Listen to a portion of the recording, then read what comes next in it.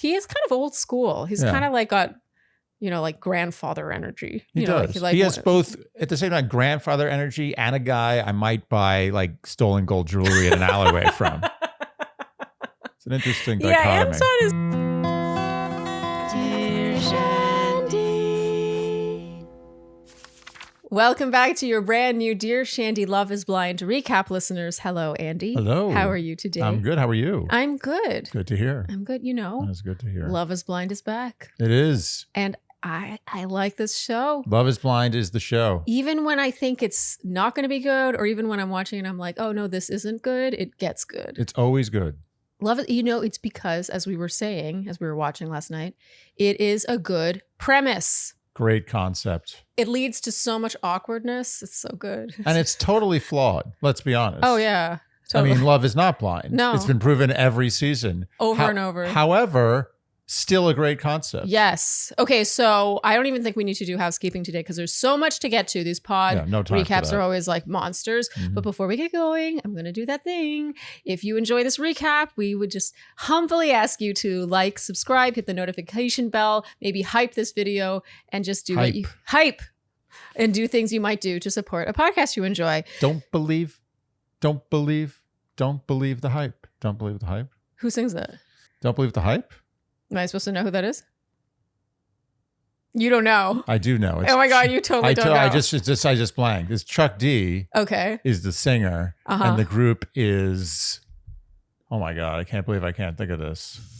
It's like the first like big rap group. Here come all the comments, Andy. Oh my God. Don't believe the hype. I know all the lyrics. Okay. Don't believe the hype. It's a sequel. As an equal, am I coming through to you?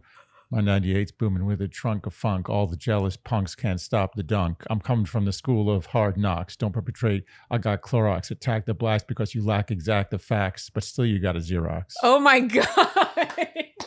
Okay. All right. Wow. You put me in my place. Still can't think of the band. Okay. So before we get going, I'm going to give the quick disclaimer that we today are covering the first batch of season 9. So this is the Denver season and it's episodes 1 through 6, the entire batch in this recap. So if you've not seen all 6 episodes, just, proceed with caution if you don't want to be spoiled. Okay. So we're going to start off with Anton and Allie. So Allie, we see her. She's 27. She's a nurse. I've got to say she's stunning. I mean, she's stunning. Really, she's up there. Yeah, you might typically see her on a show that isn't blind. Yeah, perhaps perfect. She's what? Perhaps a show that's perfect. Oh, like Perfect Match? Yeah. Oh, you think that's what's destined for her? I don't know if she's perfect match material. Why are we already assuming they're not together anymore? Is that what you were getting at? I mean, I think we'll see her again. Oh, okay. You think that she will be on TV? She will appear on our screens again. I believe we'll see her again. If they end up together, Andy. Okay, so she says she's yet to meet someone who matches her ambition and drive, and she tends to be the motivator. Public Enemy. Okay. Oh, thank God. I wasn't thinking of anything else, by the way. I was on full autopilot up until this point. I can tell when your mind is somewhere else. You're just one eye is over here. Yeah. Did we get through anything yet? Yes. So Anton and Allie. Okay, I'm here again. Okay. I'm here. I'm back. Okay, so Allie tends to be the motivator to catch you up. Anton, meanwhile, he's 29. He is in transportation and logistics. They bond over nicknames. She goes by Allie instead of Aline. He goes by Tony, and they both speak 3 languages. Wow, that's impressive. That's really amazing. He is Russian. She was born in Brazil. He really leads with being a provider for his family. They bond over their first jobs being at McDonald's. He became the manager at McDonald's. He's really like hardworking, the rock for his family, that sort of thing. He says he'll be damned if his kids grow up and see their parents not still together. So, okay. Wow. They bond very quickly in a serious, and I wrote not super lighthearted way. I find their dynamic very serious. Yeah. But, maybe we'll see some lightheartedness. But honestly, the only lightheartedness, in my opinion, tends to be really awkward about the ring. We'll get there in a bit. We'll get there, yeah. But I guess I wish I saw a little more playfulness. Yes. Yeah. Very serious. Very talkative. Like you're a good partner. Yeah. It feels very old school. Yeah. He's already calling her baby, like very early on. Later on, she says she had a dream that he was coming out of prison. I mean, I loved that. it's possible this guy is president in his future. They say, I love you to each other. He proposes and she says yes. I got to say, all of this happens in episode 1. Yeah. This either means that this couple is going very far and they're like the drama-free couple that's going to get married and make babies and then like we don't have to worry about them. Or I don't know. It's hard to tell, to be honest. And now in our big reveal, he says in his confessional, he can't believe how stunning she is. And when she asks him if this is what she was expecting, he's like, no, but you could have come out twice the size and I would have been happy. Also sort of suggesting she's big to begin with. Oh, no. I mean, the intonation, you could have come out twice the size. Oh, I don't know what he was thinking saying this. It was honestly funny. It was funny. Yeah, it was funny. Because it was meant to be a compliment. And I think he thought he was going to come off sounding good. Yeah. He's like, don't worry, I would have accepted you if you were even bigger. Yeah. But it was just such a fail. And she says she has to burp. And he jokingly says, ick. Yeah. I didn't like this. Yeah. I'm actually not a fan. Of Anton. Yeah. Yeah, I'm not a huge... I don't understand what she sees in him, personally. I don't get it. Yeah, I don't know if I think he really leads with this sort of manliness. He really leads with being the provider. He's like, I will never leave your side. Like my kids aren't going to grow up with in a broken family, like a broken family. Can you imagine? Yeah. But I just find he says these little remarks for her to say, oh, I have to burp. Like, this is such a nervous moment. They've gotten to know each other supposedly fairly well. And he's like, ick. No. Like, jokingly, sure, but it's also like she can burp. She's human. Also, they just met. Yeah. I don't know. Like, to me, that's not a cool joke to make. I know I'm being really picky about one word, but it stood out to me. And then he talks about the future. He's like, when we get married and you take my last name. That's an assumption. When we first met, the moment where I really truly felt deeply in love with you was when you accidentally burped. Oh, on the subway. Yeah. Mm-hmm. It was the cutest thing. I still remember that. Yeah, I was really I was laughing so hard over something you you just said. burped. And I was like, ugh. It was cute. The fact that you found that cute, like I clocked that. I noticed that. And I'm not saying that you necessarily need to be one of those couples that like gets into belching competitions with each other. But I just think that, she's clearly like, he talks about, oh, she carries herself like a lady and stuff like that. I'm sorry, ladies burp. Yeah. Ladies have gas, apparently more gas than men. Yes. I read that somewhere. Proven fact. Which is just not fair. Significantly more. Yeah. They just hold it in 10 times more often. It's terrible, let me tell you. Yeah, I know. It must be constant. Like, I feel like women are just walking around constantly holding in gas from both ends. Is that true? I mean, depending on where I am. Yeah. Yeah. Yeah. But I found that cutting back on dairy has helped a lot. But that's a very sad sacrifice. Okay, so what were you going to say? Marriage. What I was going to say is that I think that these two are really based on very traditional gender roles and attraction. Yeah. So she's like, as you said, he's a provider. He's going to be stable. He's going to protect her. Yeah. And she's and he's beautiful, self-motivated, right? She likes this. Self-motivated. Yeah. She's this beautiful woman who's just there and like, I'm going to give you babies. And, I'm going to. And I honestly think that's going to bite him in the ass because I don't think he is rolling in it. No. And I think that that's where a lot of the relationship is based on that structure. And that structure does not exist. Yes. We're going to get there when we get to Baja. But first, he said one more thing I didn't like. He says, when we get married and you take my last name. No, right away. He just assumes. It's a given. And who knows, maybe they had a conversation. I can actually picture her taking his last name. So I don't mean to come at him too hard. It was just sort of like the culmination of all these things. I mean, I'll be honest. She doesn't seem like the I'm not taking your last name kind of woman, personally. I don't know. It's hard to say. But, just in this reveal alone, he says she could have been twice the size. He would have been happy. She has to burp and he says ick. And then he says, when we get married and you take my last name. Just these three things in this one reveal. No, I'm like, I agree with you. I'm with you. Okay. So now in Baja, so she says, it's so nice to be on this vacation. We didn't have to plan it for ourselves. And he says, well, after spending $5,000 on that ring, I couldn't afford a vacation. And then she says, 5, it needs to be like 10. Mm-hmm. And he says, you're with the wrong guy. And I love this about her because I think most women in the situation would be like, like this conversation's over. We're not, quietly stew to themselves. And she was like, I think 10 is very reasonable. I love that.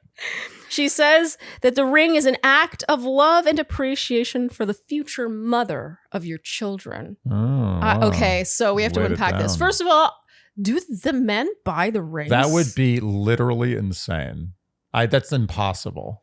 I refuse to believe it. Maybe they're given an option. It's like when you go to a restaurant and it's like you get like a price fixed menu. Yeah. But some have a supplement. They're like if you get the lobster, it's plus $10. Yeah, you want the Wagyu. It's an extra $95. Exactly. When I add caviar on top, that's an extra $15. Yeah. No, the caviar is not $15 extra. Oh, is it more? Yeah, it's like $75 extra. I'm talking normal caviar, not like beluga. Is there? No, caviar is expensive. And in my opinion, not worth it. What a waste of money. Not worth it. It's just sorry. salt. If you love Fishy caviar, salt. that's your thing, but Yeah, I don't. I'm not a caviar guy. I'm never adding on the caviar. Yeah. Okay, but go on. No judgment. No judgment. No. But I think that maybe there's like, here's the base. This is free. Yeah. The show pays for it. Yeah. But if you want to go real bling, It's per person it's $195, and now if you want more than like the basic platinum band. Yeah, just like a 0.9 carat. I don't know. 0.9. Oh, is that bad? That was a good size for so free. 0.75 carat with like a regular old platinum band, no bling, no like pave, just a basic ring. That's you get that. Yeah. But if you want to go up, you want to get like 1.5 carat, 2 carats. I think we just don't know what we're talking about, so I'm going to Google this right now. I have no idea what I'm talking about. I'm literally just killing time. This is not the recap. I know. Can't kill time in this recap. It says, no, the men don't typically buy the rings on Love is Blind. The show's production company provides and pays for them from a selection of styles. However, the men choose the ring from the offered selection. They also have the choice to use their own family ring instead, or they can choose to spend extra money to upgrade or enhance a provided ring. Oh my God, I called it. You just pulled that out of your ass. I cannot believe that. I am so impressed with you right now. So is the gist then that he spent $5,000 to upgrade her ring? He upgraded. He knew he had to upgrade. He saw, he's like, I got to upgrade. No, she's half the size she could have been. I have to upgrade. The discussion about the ring to me was, first of all, so awkward. But also, I feel like is foreshadowing, right? How can it not be foreshadowing? It's He's foreshadowing. like, I'm not your guy. It feels like she has been sold a guy who's like, he kept talking about being the provider. Yeah, but she didn't ask enough questions. Was it me, or did it feel like this whole courtship involved not enough questions? I mean, I don't disagree. I feel like they were suddenly engaged and I didn't really know what happened, to be honest. They had some really core values that were the same that I appreciated. And I love how they bonded over learning English at like age 8, that sort of thing. Like, I just think that's a really cool thing to connect over.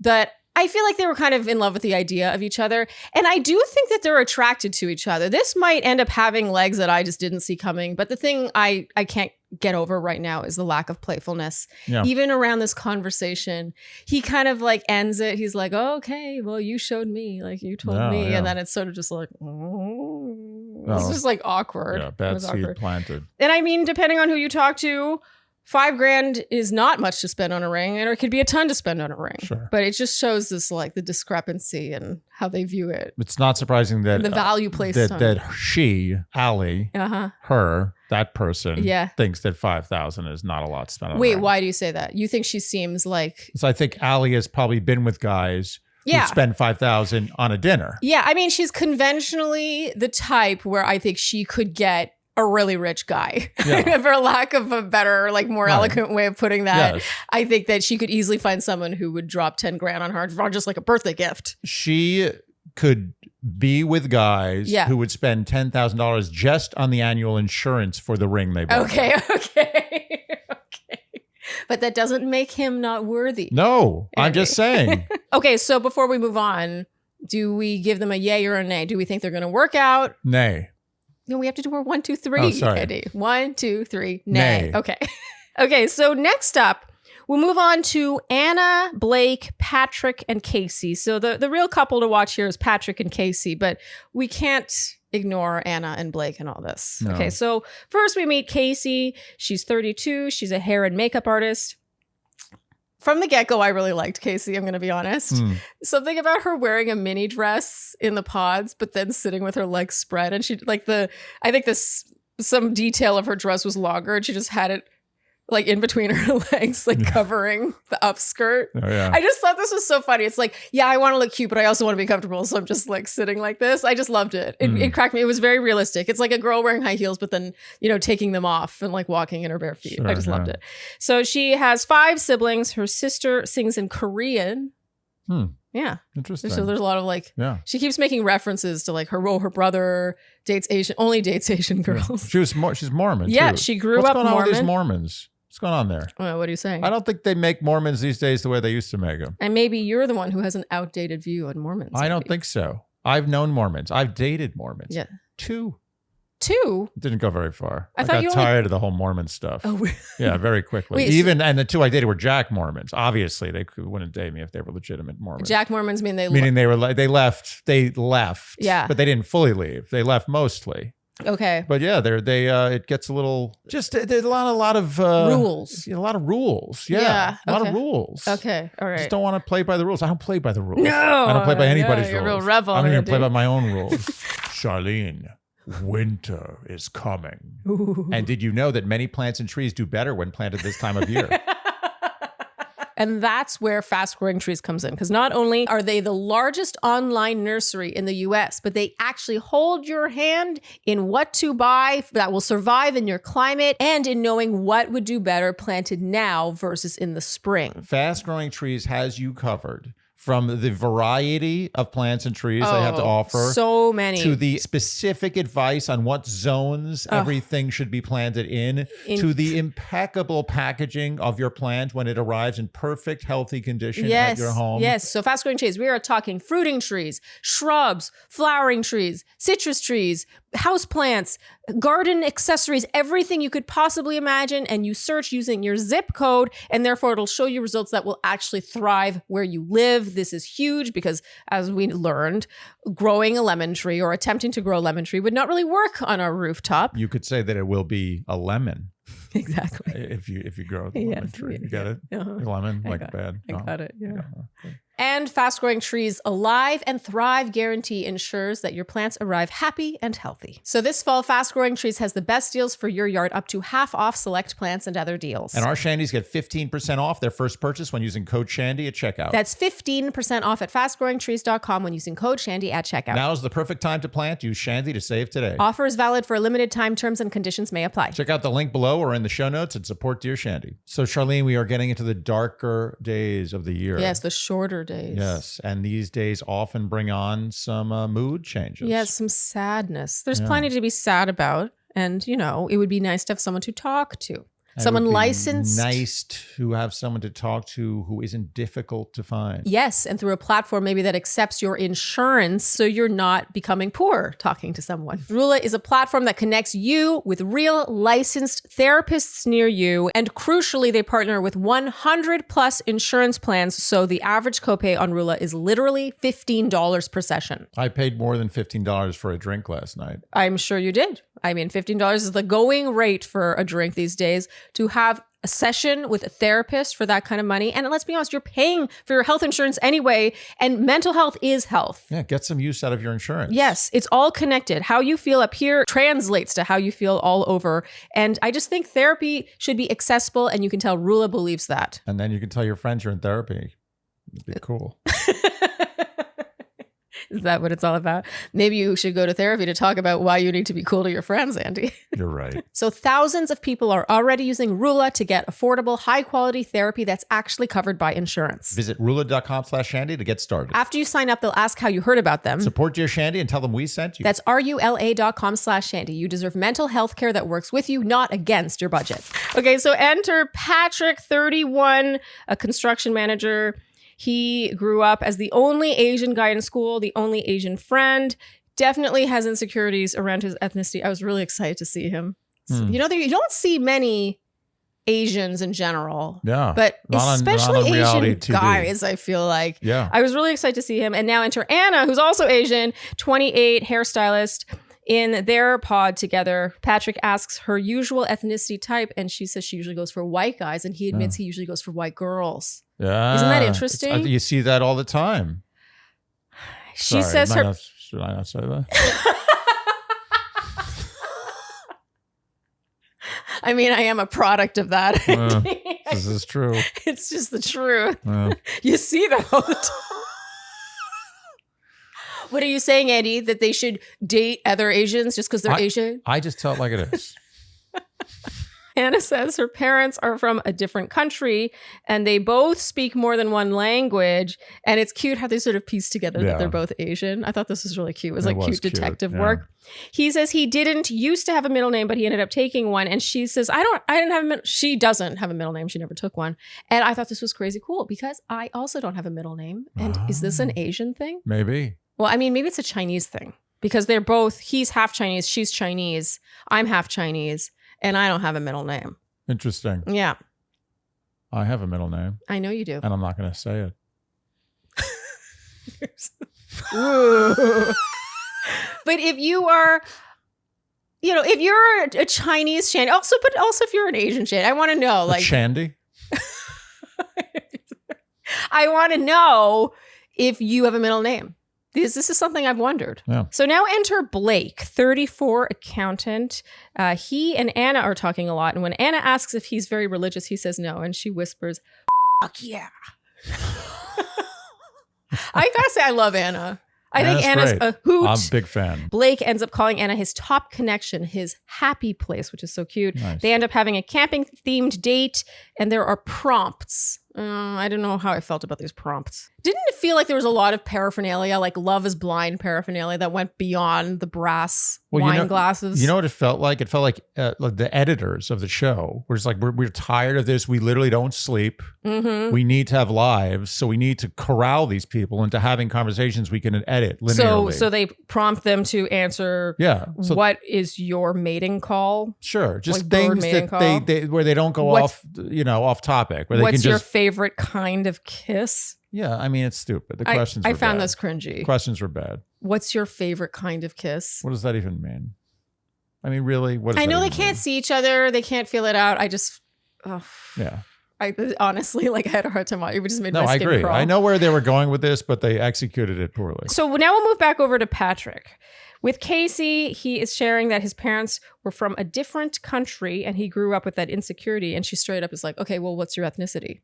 Yeah, you can't Is that do that. allowed? Can't they just say can't you just make that not allowed? Like if you say that and you do that, you're going to be kicked off the show and we're going to edit it out. You're like, either way, it's not happening. Just don't say that. Yeah, sure. I love how when he's like pausing answering, she's like, or where are your parents from? Yeah, exactly. He finally shares after much pause, and it actually made me feel uncomfortable. Like I felt bad for him because I don't think he should have to share that if he doesn't want to. But when you're put on the spot like that, and she kind of accused him of withholding the information or hiding it from her. Yeah. Which I wasn't into. Like, who are you to not tell me exactly what you look like? It makes me think of Taylor Krause from season 6. I loved how she was like, I'm not even sharing my mother's maiden name. Good for her. She was like, I don't want you to know anything. Yeah, smart. And yeah, I really liked that. Stick to the game. Stick to the rules. I felt like he kind of was pressured into sharing that here. It was uncomfortable. It really was. And when he asks if she's ever dated an Asian guy, she says no. And he now talks about his insecurities around this. Like, you're pretty good looking for an Asian guy. Yeah, but he was Asian. Why would you date him? That sort of thing. I gotta say, like, this sucks. Yeah. I feel really bad for him. Like, it comes up a lot. You can tell this is a source of pain for him. Yeah. I still remember, I'll never forget this. I was at like a club or something in Montreal. I'm gonna throw Montreal under the bus. And this guy was like, you're the most beautiful Asian woman I've ever seen. No, he said Oriental. You're the most beautiful Oriental girl I've ever seen. And I was like, a lot of problems there. Oh my God. It was just really terrible. That really happened, huh? Yeah, that really happened. Wow. But you know, you don't forget lines like that. Yeah. And you could tell he's holding on to it. And that's why what ends up happening here is so upsetting to me. Yeah. We'll get there. Tragedy in the making. She shares that she is white, raised Mormon. He would be very accepted, though. It's about a person's heart. And she now shares that she met her ex based solely on looks. So it was on TikTok, and he's shocked because he doesn't use TikTok. Aw, bless his heart. Patrick. Yeah. I low-key love Patrick. Yeah. He's kind of a mess. He's a little Total awkward. mess. He's more than a little awkward, but he Super is awkward. so endearing and sincere. And I really think he would make an amazing partner. Yeah, exactly someone. what Kacie said she was looking for. Yes, exactly. Let's move back over to Anna now. So Anna and Patrick, she says her parents don't know she's there. Oh, bad This was move, the Anna. first sign that I was like, Yeah. it's one thing to not get your parents' approval, Yeah. but she's like, oh, they must be so worried about me. Like, So I what, don't they have don't- my phone. Like, what? How is that even possible? They agree that it's a risk to do a show like this. It's not normal in immigrant families. And they talk about wanting their parents to be taken care of. This really, I thought was very sweet. He wants his parents to be able to live next to him one day. No. He wants to look after them. Yeah. Ethnicity comes up a lot. She says she would normally write off an Asian guy, but then when they officially tell each other their ethnicities, they're like, oh, that's really hot. Like they seem into it. Yeah. And she says he's met his match. Like she's really into him. She's excited about him. It sounds like she's all in on Patrick. Oh, yeah. And then this leads to what seems like a potential proposal. Lots of them being, him being really excited. And then he shows up in the pods and it's silence. Patrick. This made me so sad. So sad. And I also felt sad for Anna too. Even, Yeah. I know she hurt both him and Blake. But to me, the fact that she ghosted like this, I think that she was afraid. Absolutely. Like, why else would she do something She like was this? afraid. She was afraid of the reveal. She I looked think. down. She looked down and she was terrified. And by look down, you mean she's on the tightrope. yeah. She's walking knew- between like the two, I don't know where the two, what was The World where did Trade Centers. He do He that? did The that. Twin Not only Towers? did he do it, he did it like 50 times. He went back and That's forth and started absolutely dancing on it. crazy. Lunatic. Like someone like that is missing a chip, or maybe has an Yeah. extra chip. Maybe an extra chip. Yeah, but so on the tightrope between the Twin Towers, She looked down. she looked down. Yeah, the reveal was too much. She saw it coming and she was just like, no, I'm not even saying goodbye. I'm just out. I don't want to deal with this anymore. As much as I think that's not cool, I don't think it's cool. So I think that really hurt Patrick, to I be agree, honest. but I don't think he also ever have to respect her choice. No, that's what I'm saying. I was getting to that. Oh, like sorry. I tried to be a good cop. Yeah, no. I really like Anna, and I think Yeah. it's pretty obvious why she didn't want to go through with it. I think her family wouldn't approve. They didn't even know she was there. I think she was afraid of the reveal. I think that she has such a great personality. She's so cool. She was funny and I think dynamic and charismatic and all these things. And I think ultimately she showed where her insecurities lie. Yeah. It was a shame. It was a shame. She took it as far as she could go. I would have loved to see a season of her and Patrick together. Yeah. Loved. What's really a shame is I honestly think it would have been a beautiful match. Oh, I agree. And I think that Patrick would have been psyched. Yes, I agree. And I think she would have been happy too. I think both of them would have been happy. I think it would have been, but it wasn't to be. Blake is about to have time with Anna and the producer. I thought this was actually really generous of them. The producer goes up to Blake and is like, oh, Anna left. She's gone home. They don't make him go and sit in the pod the way they made Patrick. Well, obviously, better TV. Oh, to make... Patrick would be better TV, but Blake wasn't as in it. No, Blake was in it with Anna. Was he really? I think Anna was his first choice. And I think that's Really? why he ends up leaving, to be honest. Yeah. I think it's easy to think that because Blake was Megan's first choice, that Megan was his first choice. But I think he was pretty all in on Anna, to be you're honest. Really more on top of that than I was. This might have been the spot where you were falling asleep, Andy. Andy has a hard time with the pods, I'm going to be come honest. on. It's a lot. Are you kidding me? It is a lot. After a hard day to watch 6 hours of pods, you got to have a few snoozes here and there. Blake ends up leaving as well. Okay, it was very sad. He doesn't say bye to anyone. Okay, so now Patrick is like, I can make Kacie work. Patrick and Kacie start talking about looks now. She says she wasn't the girl in high school who all the guys liked. And he says, and then you got really hot. Oh, God. Patrick. Oh, Patrick. He says such dumb things sometimes, but he's also, I don't think Patrick's dumb. He's definitely not dumb, but he has terrible game. Oh my God, it's terrible. He starts pulling some Megan Fox action himself after she made a dig about the Megan Fox thing. He says a friend told him once, "You're like the hot girl that doesn't know she's hot." Just don't say that. I just don't think that's necessary. Not necessary. She expresses worry about his connections with other women, and he claims he cut off a connection. Patrick losing it for me. Yeah, this was not Patrick's finest moment. I just feel like he's trying to like compensate and see. He's insecure. He is, especially about dating, and especially about his looks. I think that it's the area in his life that he's the most insecure about. He should have sold himself down to Kacie because he knew that Kacie was looks oriented. Yes. So why is he trying to feed that? Yeah. I think Patrick is a good looking guy, but you notice how differently he did it than, for example, Jordan, who's dating Megan, who Jordan did not upsell his looks. No. I think that someone who is truly confident doesn't need to do that. I agree. And this was actually also well evidenced by Taylor Krause on season 6. Mm-hmm. You know, she wouldn't even give her ethnicity. Like she wouldn't give anything. Nothing. And she's gorgeous. No crumbs. You know what I mean? Like, I think that saying that people tell you you're the hot girl that doesn't know. Well, that's the whole point hot. of Why love. would you say It's that? Love is Blind. Yeah. Stay off the topic entirely. So now in the men's quarters, Patrick goes back and forth with me. Like, I go from like really, really, really like just I want to hug Patrick. Like he's so cute. And he's all thumbs in some ways. But then at the same time, he'll say something that I'm like, dude. Oh, yeah. But there's a really sweet moment here at the men's quarters where he and Mike are talking about Kacie. And Mike clearly wants to talk shit about Kacie because I guess he had talked with Kacie for a while as well. Mm. And Patrick stops him. Yeah. So I don't How hear cute that. was this? That was cute. He was like, no, actually, I don't need to hear I'm it. good with that. I thought Thank that you. was adorable. Yeah. And so he's committing to Kacie. He goes to his confessional and he's like, I'm all in on Kacie. We have a ton in common. And the producer's like what exactly? And he's like, I cannot recall. Okay, so later on, he and Kacie are talking. We learn that he applied for the show. And she has some interesting backstory here. So she's recently told KB she was basically just with her ex. Like just with her ex. And now we learn that she and her ex had dated and then some show approached her about going on. And then he was like, yeah, you should go do it. I'll be here waiting for you when I get back. And then, so she tells Patrick all this and he's like, did that happen with this show? And she's like, yeah. And he's like, huh. And she's like, but that doesn't bother you, does it? And he's like, well. So you have a boyfriend. It's a little bit of a problem. I think she has a boyfriend.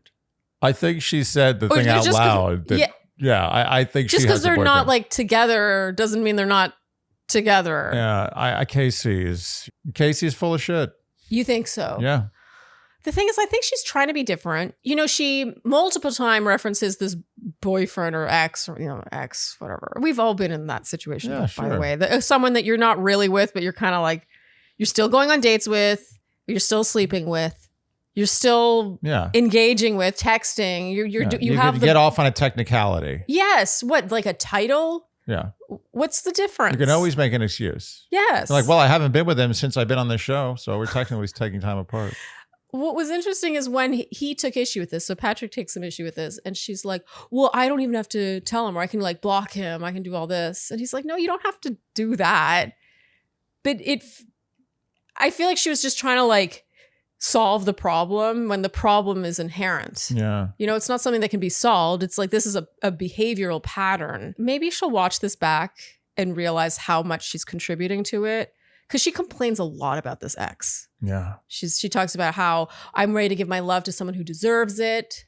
You know, like insinuating this guy doesn't deserve it. He's not invested in her, all these things. He doesn't treat her right. But then she doesn't have the strength to really not be with him, I guess. I don't know how else to put that. This, it's a tale as old as time. Yeah. So this conversation starts to get a little naughty, Andy. Yeah, a little bit. A little naughty? I was kind of like clutching my pearls a little bit. Yeah. Where did this come from? From Kacie. Was she just super drunk and horny? Patrick was not. Oh, he was not there. He didn't know what to do. do. She was talking to a wall, literally. Yes. And literally. Yeah. But where was she just drunk I and think that super they horny. were both drunk and horny. Yeah, but Okay. they're probably talking about their feelings all the time. She's tired of feelings. You start to get into it. Yeah. I think. Yeah, she got really, I mean. She was talking about how she was She could write a, one of those. Yeah, a dirty. A forum, as they called it in the old days. Oh, they called it a forum? Yeah. Forum. What's that? It's like you write a story like that. What do you mean forum? Where is that the venue? Wasn't that the name? I don't remember. I think it was the name of the thing, the magazine. Oh, Forum magazine. I think so. Was it like dirty stories? Forum in the magazine. Anyway, it was stuff. Yeah, stories. It was Okay. like, oh, I was on a plane and I went to the lavatory and somebody came in with me and the next, and the whole thing. It's just the better you can talk dirty, Yeah. the more you get that job to write that column. And they were just filthy. It was just absolute filth. Like from top to bottom. I find kind of sad is that seems almost wholesome now. I know. That would be what people use. Let me tell you something. As a young man and an old boy, I used that as a resource. I feel like that kind of could have gone without saying based on your tone. Oh, But yeah. I mean, she is very good at talking dirty. Like, I was really like, woo. She talks about she's going to put her mouth on him and she's talking about her bikini wax, like her It's landing really strip. And she's like, hardcore. maybe you can shave the rest. yeah. Like, And Patrick's just like absolutely deer in headlights. He's got nothing. He did not know what to do. I think he might have been just trying to like shield his boner. Oh, really? He was just. He did seem to be going through all sorts of gymnastics. Okay, so now later on, he comes in with his game face. He says he loves her. She really won him over with all that dirty talk. Yeah, seriously. His proposal is hilariously awkward. He says her soul is timeless. As she says yes. And he says their kids and nieces and nephews are going to be half mixies. Half mixies. Okay, so now their big reveal. Patrick says the only thing I'm nervous about is how too perfect it's going to be. Patrick. He seems pleased. She seems completely overwhelmed. Yeah. She's gone into kind of girlish mode. Yeah. And he's like, I have the ring in my pocket. I'll pull it out.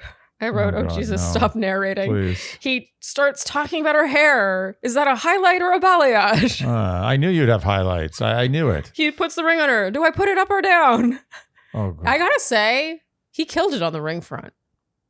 Are you really? That's what. Are you trying? Are you trying to give him something? I have a soft spot for Patrick. I feel bad, even with his faults and his awkwardness and his lack of game. I just think Patrick is. I think he's a sweetie. I think he means well. I think so too. But this was a disaster. It was a disaster. I was really cringing. I was having a hard time watching. I wanted him to be I wanted a producer to come in and just put tape over his mouth. No, he wouldn't stop talking. I just needed the talking to stop. I It think was with too much. every rambly word, he lost her interest a bit more. She was like, I mean, who wouldn't? Let's be honest.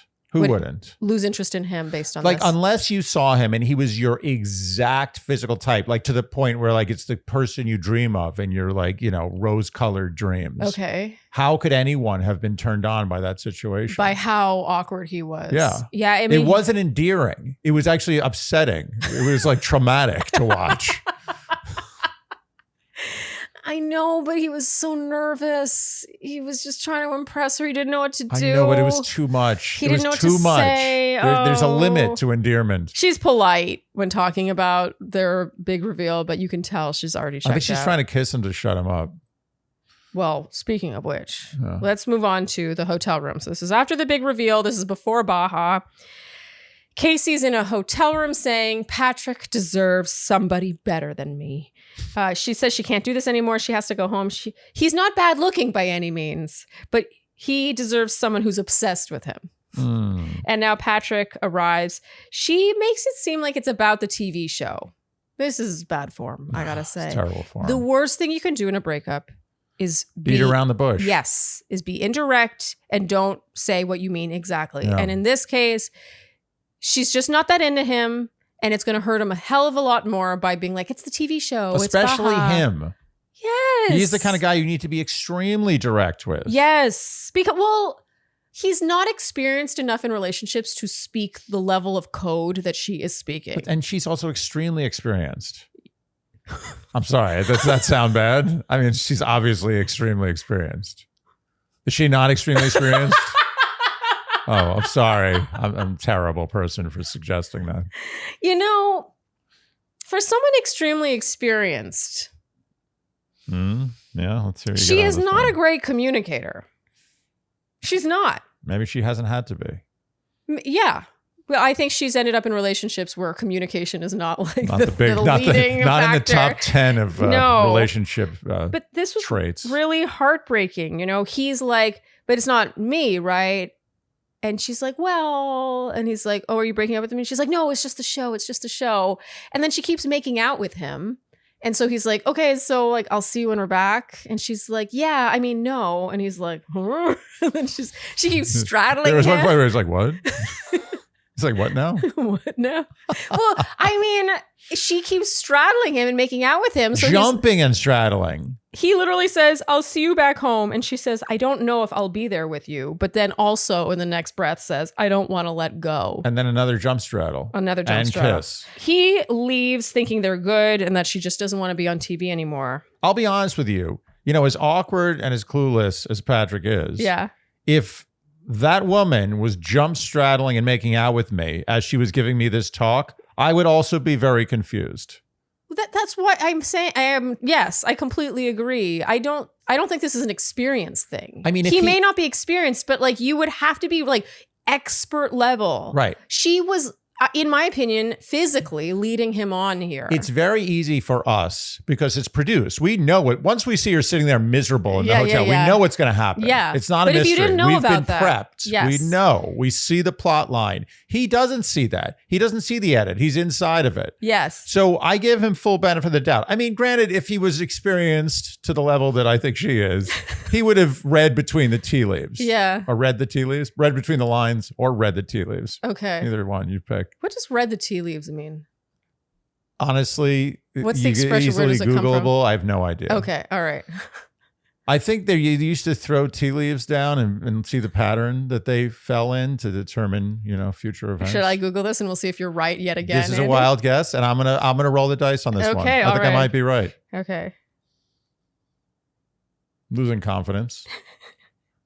To read the tea leaves can literally mean to perform tasiography, the ancient practice of divination by interpreting the shapes and patterns of leftover tea leaves in a cup to predict the future or gain insight. Oh, that's pretty That's damn pretty good. close. That's pretty good. I got good. I'm gonna take it. Yes. I'm gonna take the win here. Okay, I'll give it to you. Anyway, they wrap with him in his confessional being like, what did she tell you? It's actually cute. I find it so cute how Patrick breaks the fourth wall with how he speaks to producers. Yeah. Like even that confessional when Anna didn't show up, he's like, where is she? Where is she? Like he's like talking to the producer in that moment. And here he's like, what did Kacie say to you? Like, really though? Yeah. And then we see footage from 45 minutes earlier where she straight up says her attraction for him will not grow. She's not going to get there. Yet she's still straddling him, What is the making straddling? out with him. Jumping straddling. This was, I'm sorry, cruel. This falls into cruelty territory, especially with Patrick, who is so deeply insecure about his looks. This is really, really cruel. I lost everything for Kacie here. She was not cut out for this show. She wanted someone to look a certain way or for something. I honestly don't think she even knows what it is to be with someone based on an emotional connection and not physicality. I totally agree. And I had to assume that, first of all, both these people were cast, obviously. Brilliantly. Yes. And the casting for this show is on point. Yeah. Yeah. And did they just go to like a hair salon in Denver and cast everybody? I'm not even joking. It seems that way. But she and Patrick were both cast for the specific reason of hoping and praying that they got together. And I do think producers made little prods here and there to sort of push that on its way, if possible. Maybe, maybe not. I don't know. I feel like he was going to end up with Anna if she stayed. I agree. But once Anna left, they were like, oh. But I think that this proves that the more not for TV you are, the better TV it makes. 100%. He was clearly cast because they knew how awkward he would be on TV. Yeah. And they got what they asked for. It was a gift. Yeah. Oh, Patrick. I want Patrick on the podcast. Patrick, come on. Join us. Join us. We'll make you feel very comfortable. No straddling. 5, 4, 3, 2, OS1. If you want some advice that's scientifically sage, use one skin to reverse your skin's age. Wow. Oh, I don't know if we have to say anything more. I think that was the whole act. One Skin, it's true, with the OS1 peptide, which you managed to squeeze into your wrap. What the OS1 peptide does is it combats zombie cells. Okay, this is the nickname for senescent cells, which, by the way, we all have in our skin. And what senescent cells do is they affect the healthy cells around them, and they themselves contribute to fine lines, sagging, and wrinkles. So with the OS1 peptide, if you can combat those senescent cells, you can quite literally reverse your skin's biological age. And what's so cool about One Skin is it was founded by a team of 4 scientists, all women, by the way. And get this, they have PhDs in skin regeneration, stem cell biology, immunology, and bioinformatics. These ain't no hacks. No, they tested 900 plus of the so-called anti-aging peptides out there. And in doing so, actually developed their own peptide, the OS1 peptide. I mean, this is science in a bottle. The simplicity of branding says it all. I know. This is science, Yes. not BS. Yes. And I mean, we've been using One Skin for years now. I actually, if I don't put it on, I'm like, oh, I'm not reversing my skin's age today. Gotta stay on top of things. So One Skin is the world's first skin longevity company. By focusing on the cellular aspects of aging, One Skin keeps your skin looking and acting younger for longer. For limited time, you can try One Skin with 15% off using code Shandy at oneskin.co. That's 15% off at oneskin.co using code Shandy. After your purchase, they'll ask where you heard about them. Support Dear Shandy and tell them we sent you. Ooh, girl. What are you looking at, Andy? I am looking at that Quince bag on your shoulder. Damn. Okay, so this is my summer bag from Quince, which is Elevated Essentials, by the way, at very wallet-friendly prices. But I bought this one because I already have the black one, you guys know. I used the black one so much, but it wasn't as like summery. And so I got the woven one in cream. So for fun, let's imagine that my Quince leather handbag, by the way, Italian leather. It's made with Italian leather. Mamma mia. Yeah, yes. Okay, look how woven, look how beautiful with the gold hardware. Imagine this has a designer label inside and you walk into a department store. How much do you think this bag is going to cost? 800 lira. 800, Andy? 800? That's Si. what? See. That's a reasonable assumption because if this did have a designer label and it would easily be 800 plus, I honestly think it would be kind of in the $1,200, $1,300 range because of the size, the amount of leather in this bag. But no, with Quince, this bag, I am not kidding, is $129.90. Santa Maria. Quince's pieces are 50 to 80% less than you are used to seeing for pieces like this. Unless you think there's something fishy or unethical going on, Quince only partners with factories that use safe, ethical, and responsible manufacturing practices. So keep it classic and cool this fall with long-lasting staples from Quince. Go to quince.com/Shandy for free shipping on your order and 365-day returns. Go to QUINCE.com/Shandy to get free shipping and 365-day returns. Quince.com/Shandy. Okay, so next up we have Joe and Madison. So Joe is 27. He's in sales.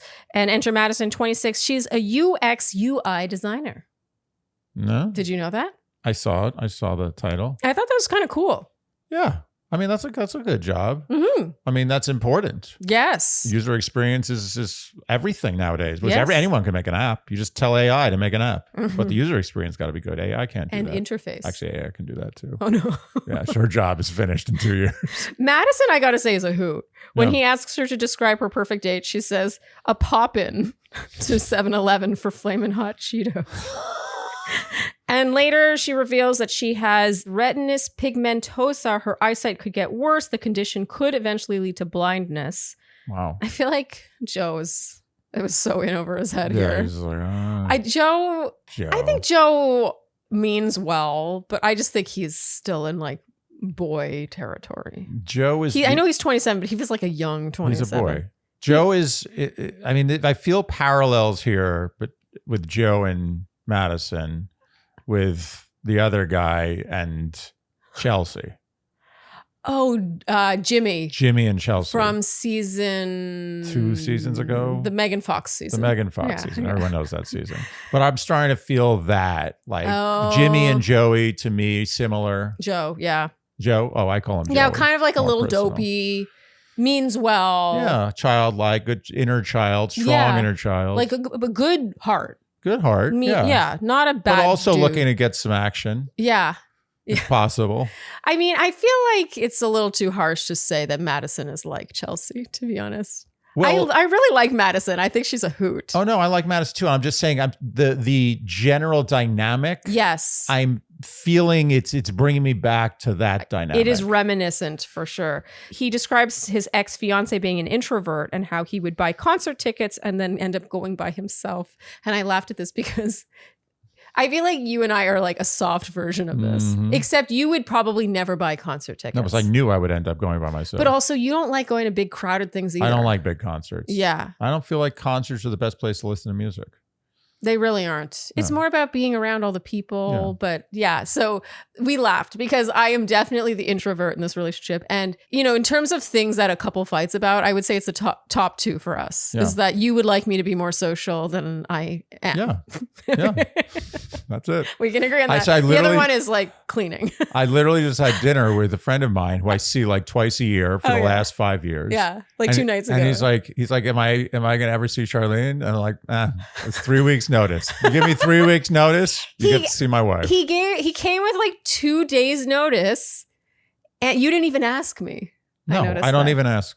I Andy don't even didn't even ask. It's not ask. worth it. I need more notice than that. I know. If I need to be mentally prepared to be social, I literally told him, next time you give me 3 weeks, I guarantee you Yeah. a meeting. I will be there. Yeah. And my hair will be washed. We get a sepia flashback now of them saying I love you to each other. He ends up proposing and she says yes. And now in the big reveal, I love Madison. She says, I can't wait to bite his little tushy. And Andy, you were like, what? Why would she say that? And she says, I love a little man butt. I got to say, I agree with her. Yeah. I A agree with little her. one. Well, it's Like little, particularly because, yeah, little. like she's got a booty. Yeah. You know, I've got a booty. Like I know what it's like to have a booty. And I just think little men butts are just so cute. They're so cute. I It's can like see that. it's like cartoonish. I get that. Yeah. And so I just related to this, but your horror. You're like, why would she say that? She seems into Joe. Yeah. He seems kind of like flustered and overwhelmed. He's kind of hard to read, to be honest. But Yeah. in Baja, we get more information. We do. So she shares more about her eye condition. She can't really see in low light. She will fall and bump into things. And friends don't usually realize like how bad it is until they see her fall or something. Oh, And he's like, oh, I'll be your seeing eye husband. yeah. And then they have a hot tub scene. In his confessional here, oh my God, Joe. He's like, I'm into thinner women usually, Oh, Joe. I would say. Oh, Joe. But not that I wouldn't be into someone with a larger physique. Oh. Andy is miming the digging of a grave for our listeners. Andy, you felt this was a scene from The Office. It was pure Office. It really was. They couldn't have written it better on The Office. Yeah. His delivery Oh, it's brilliant. and how he kept putting his foot in his mouth. And he's like, oh, this sounds bad. Oh, that sounds bad too. I gotta say, this turns into a pretty hot makeout Oh, sesh. yeah. Oh, Joe was into it. He is into it. He's just It's just not what he's it's not used his to. usual thing. Yes. But he's into it. Yeah. I mean, they have like a kind of hot, like very sensual chemistry. They have more chemistry than some other couples. Oh, yeah. And she's like, I feel like you're my person. Do you feel that way? And he doesn't really answer until she gets a little insecure. And then he's like, oh no, I do feel that way. The two of them are so funny. I mean, they in that sense, I agree with you, Jimmy and It's Chelsea. Jimmy Chelsea, right? They're the dynamic. They're the comic relief. Okay, so she's Madison is cooler than no offense to Chelsea, but cooler meaning not in the traditional sense. I'm like she has a cooler head than Chelsea. I think she doesn't lose her shit the way Chelsea did. Yes. She knows when to like pull it back. Yeah, I think that Madison is a more lighthearted, Yeah. joyous person. She takes it to the point where she's like, I'm annoyed. She's like, Yeah. ugh, life. But so as long stupid. as he, if he kind of attempts to recover or like take his foot out of his mouth, she'll be like, oh, it's okay. I didn't take it that way. Yeah. Like she's quick to She sort of backs move off. on. Yeah. Okay. So that brings us to the group party now. Joe and Jordan. So Jordan, who ends up with Megan, are irritatingly goofy together. Finally, Madison, she's annoyed. She ends up walking away. I love how all the women are starting to notice how attentive Anton is. Oh, yeah. So attentive. Yes. Yes. He's got such a heavy I mean, attentiveness. yeah. He is kind of old school. He's Yeah. kind of like got, like grandfather energy. He does. He has both at the same time grandfather energy and a guy I might buy like stolen gold jewelry in an alleyway from. It's an interesting Yeah, dichotomy. Anton is sort of hard to figure out, but he reminds me of, honestly, my grandfather. Like every single time he would drive him and my grandmother anywhere, he made a footstool Oh, right. I heard about with this. his own 2 hands and would put down the footstool so she could step up into the van. Yeah. So he made it with his own 2 hands, and then every single time he would help her up, put the footstool down, like just very gallant, chivalrous. Your grandfather is, of all the men I've ever known in my whole life, your grandfather takes the cake. Yeah. He's the kind of guy who, without even thinking about it, if he had to give his life for his wife, Oh yeah. he wouldn't even think about it. No, he wouldn't be like, this sucks, but I got to do it. It'd be proudly step forward and give his life. Yeah. No, my papa was a real, like, he was old true. school. Yeah. And a boxer in the Navy. I mean, he's really, that is a traditional In a sense, Navy, that is a man. He would sell off his cigarette and alcohol rations to his fellow sailors and then send that money home to his mother. Unbelievable. But yeah, Anton has that sort of old school chivalry that, the women are noticing. They're like, he's like coming around being like, can I get you something? Do you need a drink? This is what gets me about men dating today. There's such a low bar. There's so many Joes out there in the dating pool who just clearly want to get stoned. We'll get to that. Meanwhile, it goes so far with women. It gets your foot in the door over and over again by being a little more Antonish and just paying attention to the woman you're dating. I notice it all the time. I do, and I don't do it with some amazing gentleman. I'm actually not that great a gentleman. No, you're as not you the can most. attest to. You're not the I'm most fine. chivalrous. I'm yeah. average. Andy often walks through the door first, and it'll close on me. It's because I'm trying to protect you. I want to see if there's any danger in the front. I feel very protected. That's what they did in the wars. Yeah. They send the guys out first. I noticed. It's just something that I was able to overlook. But when I do it, I always help strangers in the street. I help. Andy does. When I see a woman, it's old school. I don't care. Yeah, I see a woman in need in the street in any way, whether she's got 2 heavy bags or she needs help with a door. Or she's pushing a stroller. A stroller. I got to carry the stroller up the subway steps. It's true. I immediately do it. I don't think Andy look at me. I'm a hero. I'm doing this thing. It's like you just do. I know. Thank you. Andy is that guy. I Man will of say. the year. You really do that. But it's not that I'm bragging about all these gentlemanly things I'm doing. I'm just saying that when I do them, the reaction I get is way over the top from what it was 20 years ago. Like they're like, what? Whoa, oh my God, I can't believe this is happening. You're the greatest man in the world. Yeah. Like in the old days, it was just like, oh yeah, of course you're going to help me. Yeah. Why wouldn't you? What are you, an animal? I just think it's funny how it's not like Anton's necessarily that amazing, but he is baseline attentive. And that's all it takes. If there are any men listening to this, like, do it. Do it. It's together. so easy. When you think about the level of difficulty of this. It's fun. Oh, it's fun. It should be fun. Okay, so finally Madison confronts Joe at this party, and let's just talk about this. In what world is Joe not unbelievably high? He's 100% high. They took gummies before this scene. There's no question in my mind. Yeah, Jordan for Jordan, sure, for and sure. maybe someone else. Jordan can handle his gummies better than Joey. That's what happens. Slightly better. And I'm calling him Joey now, but he's a Joey. He's not a Joe. He is 100% a Joey. Really? I'm going to call him Joe. His name is Joe. Anyway, he's high. Very high. He's very and high. drunk. Dangerous combo. But it was also funny to me that Madison didn't seem to pick up on it. Like, it was so obvious.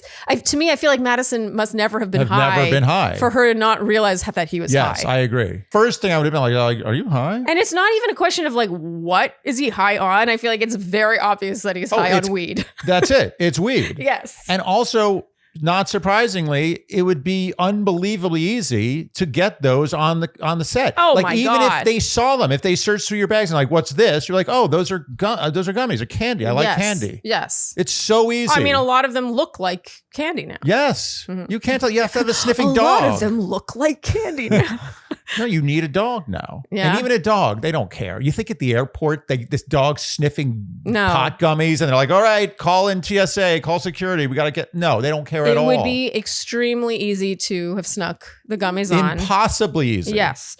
Okay, so he can't really deal with this confrontation and says he has to go back to the room. And then at the end of the party, Madison returns to an incoherent Joe. He doesn't really remember anything. Honestly, the scene, even though I feel bad because this ends up with her crying. I was torn, but it was so funny. It was so funny. I was dying. It was really, I mean, we were laughing hysterically. I have a video of Andy. I might insert it here. I mean, you were dying. It takes a lot for me to laugh that hard. What now? He's like, where have you been? He's like, oh, look at you. You look so Looks so nice. up. Where are you going? I mean, either he's a comic genius and this was an act, or he was still hours later, he was high as hell. He was still high. He asks her several times where she's been. She starts freaking out. She's like, what's wrong with you? You keep asking me the same question. And then finally, this kind of turns into a fight-ish. It's mainly like he won't really engage in the way she wants. And she's like, well, me for trying. Yeah. And he's like, okay, woman. He's like, okay, woman I've never met in my life before. It was just super clear to us. And I'm sure you guys watching that for me to say this on the podcast, like I must really think this, like he was high. Oh, I've seen many times on these shows where I think someone might be high, but I don't say it. Yes. He was 100% high, no questions asked. Yes. Okay. Not that excuses his behavior. No. So Andy, do we think Joe and Madison are going to, I can't even say it with a straight face. 1, 2, 3, nay. There is no way they are ending up together. I'm sorry. Okay, so we'll move on now to Nick and Andy. And then, of course, Kait and Brendan. So Nick, 27, is playing the field, but he's rubbing a lot of women wrong. I got to say, I'm not surprised. Nick rubs me wrong. I'm going to put that up front. Right out of the gate before we talk about Nick. He rubs me wrong, and I'll tell you, he'd like to rub some other people wrong, too. All right. What does that mean? I don't know. You tell me. So enter Kait, 33, a registered dietitian. We learn her dad's dish for brunch was crepes. Yeah. You're we make crepes in my family. I was very excited about this because crepes are like not super common. Just saying. Crepes, not a good food. See, I love crepes. Yeah. I know you don't love crepes. No, they're great. Sometimes I go to the crepe place near us. No, it's not wet. I go to the crepe place near us and I just get a plain crepe, nothing on it. And I just eat it. It's so good. Not with you on that. Okay, so Nick. I want to like Nick, but everything he says, I'm just like, who is the real Nick? Who are you? Just be yourself. He talks about making martinis on a chairlift and like talking about finding kids getting hurt. Hilarious. Well, I mean, sometimes it's funny. He feels deeply she could be the one he's looking for. Just everything about Nick just doesn't read sincere. And I do end up being proven right, at least when it comes to Kait. Later on, she's losing her voice and he does most of the talking. This part cracked me up. So she's losing her voice and she's like taking advantage of this by letting him do the talking. He's like professing his love to her and she's like eating Ritz bits. She's tearing through those Ritz bits. Something about this was so funny. He's like, I love you. I'm just putting it out there. I'm just going to say it. He's talking about the thing he's saying. She's literally double fisting Ritz bits as he's professing his love for her. She's like, oh, that's so sweet. It was hilarious. Like, you got any Ritz bits over there? Can you throw them around? Later on, they talk about God and religious. He seems pretty religious, but she says she struggles with the idea of God and religion when her mother battled cancer for 10 years and it was a very difficult time. It was not an easy way to go. She did not have an easy time. 10 years. And she said she questioned God, like what kind of a God would allow this. Anyway, meanwhile, let's move over to Annie. So Annie is 29. She's a salon owner. Oh yeah, they went to every salon in Denver. Yeah. Yes. They talk about religion as well. Definitely more traditional with the two of them. He says he wants to spank his children. Okay, that's not exactly how he worded it. It's pretty much how he worded it. The gist was he would be open to spanking his children. They both would be disciplinarians. Spanking other things too. But, and children. I find it funny when people are just so openly like, yeah, I believe in spanking children. Yeah. Like, hasn't it been kind of proven that spanking your like physical positive reinforcement punishment? I think isn't positive reinforcement the way to go? Yeah. Or like, I think you can punish. Shame. I think shame is the best. That'd be my guess. That's deep. Not heavy shame. Yeah. Just light shame. If I look back to my childhood, I gotta say it's not the spanking that worked. It was the punishment of like something I wanted being taken away. Yes. Positive reinforcement or the absence of positive reinforcement. I distinctly remember a time I was invited to 2 birthday parties. Yeah. And I like talked back to my mom. I gave her attitude. And my mom was like, okay, now you can only go to one of those 2 birthday parties. There you go. And I was devastated. And I didn't think she would do it. Yeah. And she did. And I've never forgotten it. Like it really. I agree with you. It's Yeah. the times, the adding of bad doesn't work with humans or animals. Yeah. It's the taking away of good or the adding of good. I mean, okay, we have to add to this entire conversation that we are not parents. Yeah, but we have a lot of opinions. How annoying are people who don't have kids who are like, oh, this is how you Unbelievable. discipline children. So annoying. But we do have a dog. Yes. And she's very well behaved. Mm-hmm. He asks how she would respond if her kids said they were LGBTQ+, and she says she'd love her kid no matter what, but she wouldn't be excited. She's like, I would be like, Sorry. do you know what you're signing up for? And Andy, you were like it's the kid's choice. Like they've just chosen this. It's like he went to a sign-up sheet, like straight. Signing up for the school trans, I'll take musical. this one. He tells the story of his mom coming to ask if he was gay. Yeah, And this is funny. This is a funny story. that's a funny story. And then afterwards, he felt like he had to bring a girl home and like smooch her right in front of his parents to like and he shut never that stopped. down. Meanwhile, let's move over to Brendan. So Brendan at this point is Annie's number 1, Yeah, by the way. I think it's interesting that Nick, Kait was his number 1 and Brendan was Annie's number 1. I actually think religion might have been the thing that kind of brought them together in the end. If we've learned one thing from this show, that is the glue that binds A lot of people. often, and it's happened every season. Yeah, there's usually one couple, At least, yeah. So Brendan asks Annie a good memory from her childhood. I love this question. Yeah, me too. I thought this was very Great sweet. question. Yeah. He says he had a great childhood. He felt safe, loved, secure. He's going to provide that for his kids. They describe their future house together. We learned she has 2 cars. Yeah, why do you have 2 cars? I was like, wow, damn. What do you need 2 cars Okay. for? I mean, as an individual. Yeah. As a family, I get it. Yeah, no, I know. Yeah. It's like having 2 bathrooms as an individual. Yeah. Like sometimes, is it one your dump bathroom, one's your pee bathroom? I don't know why I'm making an argument for it's the cars that we have an issue with. Okay, so the gist with Brendan and Annie is that she seems to want more from him. Like he's pretty like into her, but then when she wants more like concrete, like I really like you, I want this with you, you're my number 1, he's a little like shifty. Yeah. And I do think he is a little shifty, to be honest. Like we only see Brendan really kick it up a notch when he realizes he has competition. Yeah. Which I don't know how I feel about that. I don't think you should need to feel like you have competition in order to show your interest. This is a great flaw in many men. Yes. Myself included as a younger man. I Really? learned that this was poor behavior. So is it a through pride thing? experience. Is it a pride thing? It's a pride. It's a competition thing. It's a masculine thing. Yeah. It's like, oh, I like you. I don't like you anymore. Wait, he likes you? Oh, I like you now. Yeah. I mean, we know people who have ended up married because of that. Yes. We've talked about this before. But I know people, and there are millions of people who are now married because some other guy was vying for Yes. a woman they weren't that crazy about. Yes. But I got to say, I have yet to see a result of that where that's a couple and I'm like, that's excellent. Yeah. Like that is a couple that belongs together. I I think that you should be excited about someone without feeling the heat of competition. Should be with everything. Yes. You should do the thing that you love. The thing that will make you happy in life is the thing that you can do alone without anybody watching. Right? Yes. No? Oh, it seems like you disagree. No, with sorry. me. I got a little sidetracked. Yes, you're right. Oh, Sorry. sidetracked with what? What could be more important than my opining? She says that she has validated Brendan more than anybody else. And he's like, yeah, thanks. I love that. And she keeps pressing him for more. She's like, are you affectionate? He's like, yeah. Like, if you're cooking or doing the dishes, I'll come and kiss you on your forehead. Or cleaning the floor or scrubbing the toilet. Okay, so now back to Nick and Kait. So this is later on.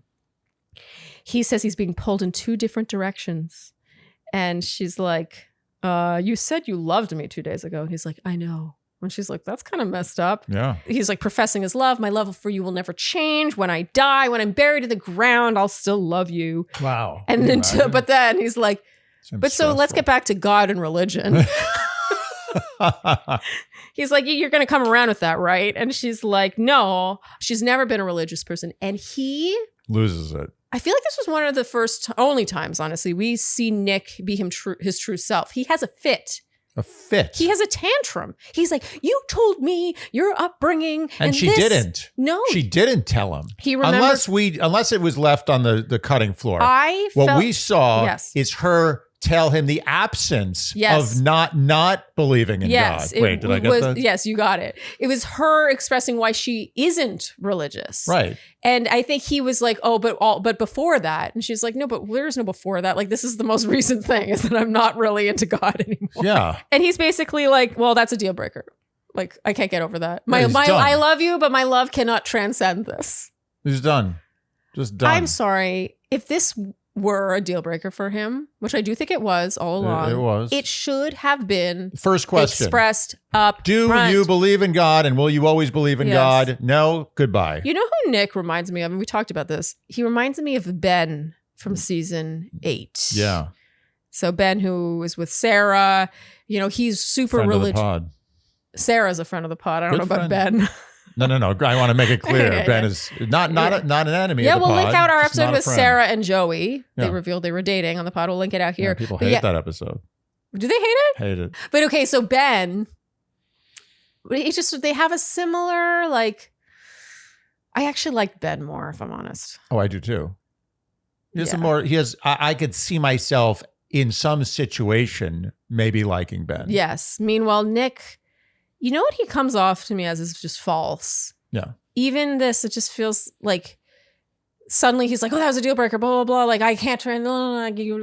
It was news to us that he felt so passionately about God and religion that he was like, okay, well, I love you, but it can't work. It was mean. Like, it came out of nowhere. It was mean. It was cruel. mean. Yeah. He said he loved her. Ruthless. I'm sorry. If it's that important to you, you should find that out before you fall in love with Hour someone. one. This guy, even the fact that he told her that he loved her. This is a guy that does not understand the weight of words. No. He doesn't. He sells luxury watches. Words mean nothing to him. It's just a sale. So Nick and Annie go back to each other now, say, I love you. And she says, oh, this is going to be hard. I have to break it off with Brendan. And now with Brendan, she's pretty much shutting it down. And I think Brendan had seen it coming because he pieced together that Nick was his competition around the men's quarters. Yeah. And I love how he was like, this is a joke, right?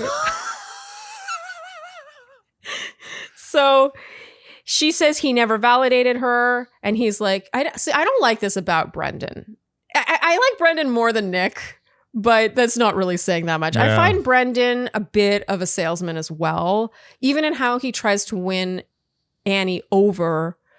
He's like, you never told me that blah, blah, blah. Like, I didn't realize, blah, blah, blah. And she's like, well, I needed you to validate me. And he's like, well, you chose someone else. And she was like, oh, that was before. No, Brendan was just kind of grasping at straws. He was equally to blame. Brendan's like, we talked about the door to the house, the red door, or the blue door. Like, he can't even remember the color. He has no idea what color. He's going through all the colors of the rainbow. I think that it was his ego. Yeah. That was total her ego. Yeah. It was ego the whole time. He was playing it so cool. He didn't want to really. I think he liked her. He liked her fine, but he was never giving. No. He was always playing it safe. Yeah. Like, I'm going to be cool. Yeah. He reminds me a little bit. Too much. It reminds me a little bit of Mike. Yeah. And Brendan is a much more, I think, simplistic version of this, but we also have that with Mike and Megan later, where it's kind of like hedging how much he shows, how many cards he shows, because he doesn't want to look like a fool.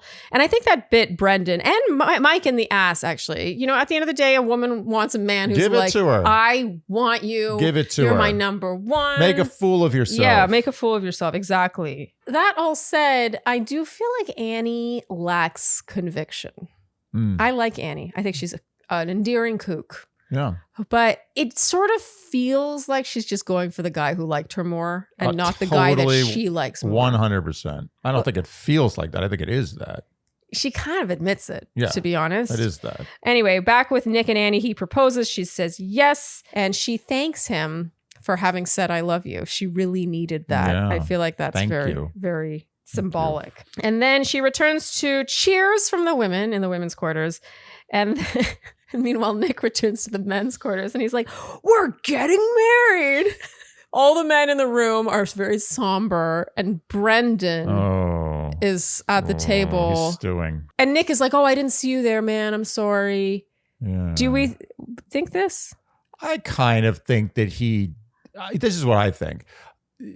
yes, he didn't see him there, but I don't know if he saw anyone. He was kind of in the clouds, and I think he's an inconsiderate person in the sense that in his mind, he wasn't thinking, oh, there's a chance. when I walk into this room, I should probably be low key, but guys were competing for this woman, so I need to be cool. Yeah. He doesn't think that way. Yeah. So he just went in recklessly like a bull in a china shop, and it didn't work well. I agree with that. I think Nick genuinely did not see Brendan. Yeah, I agree. And the reason I say that is I think Nick actually is very keen on making friends through this experience. He's image conscious, which is ironic. He is. In that sense, he really reminds me of Ben. Yes.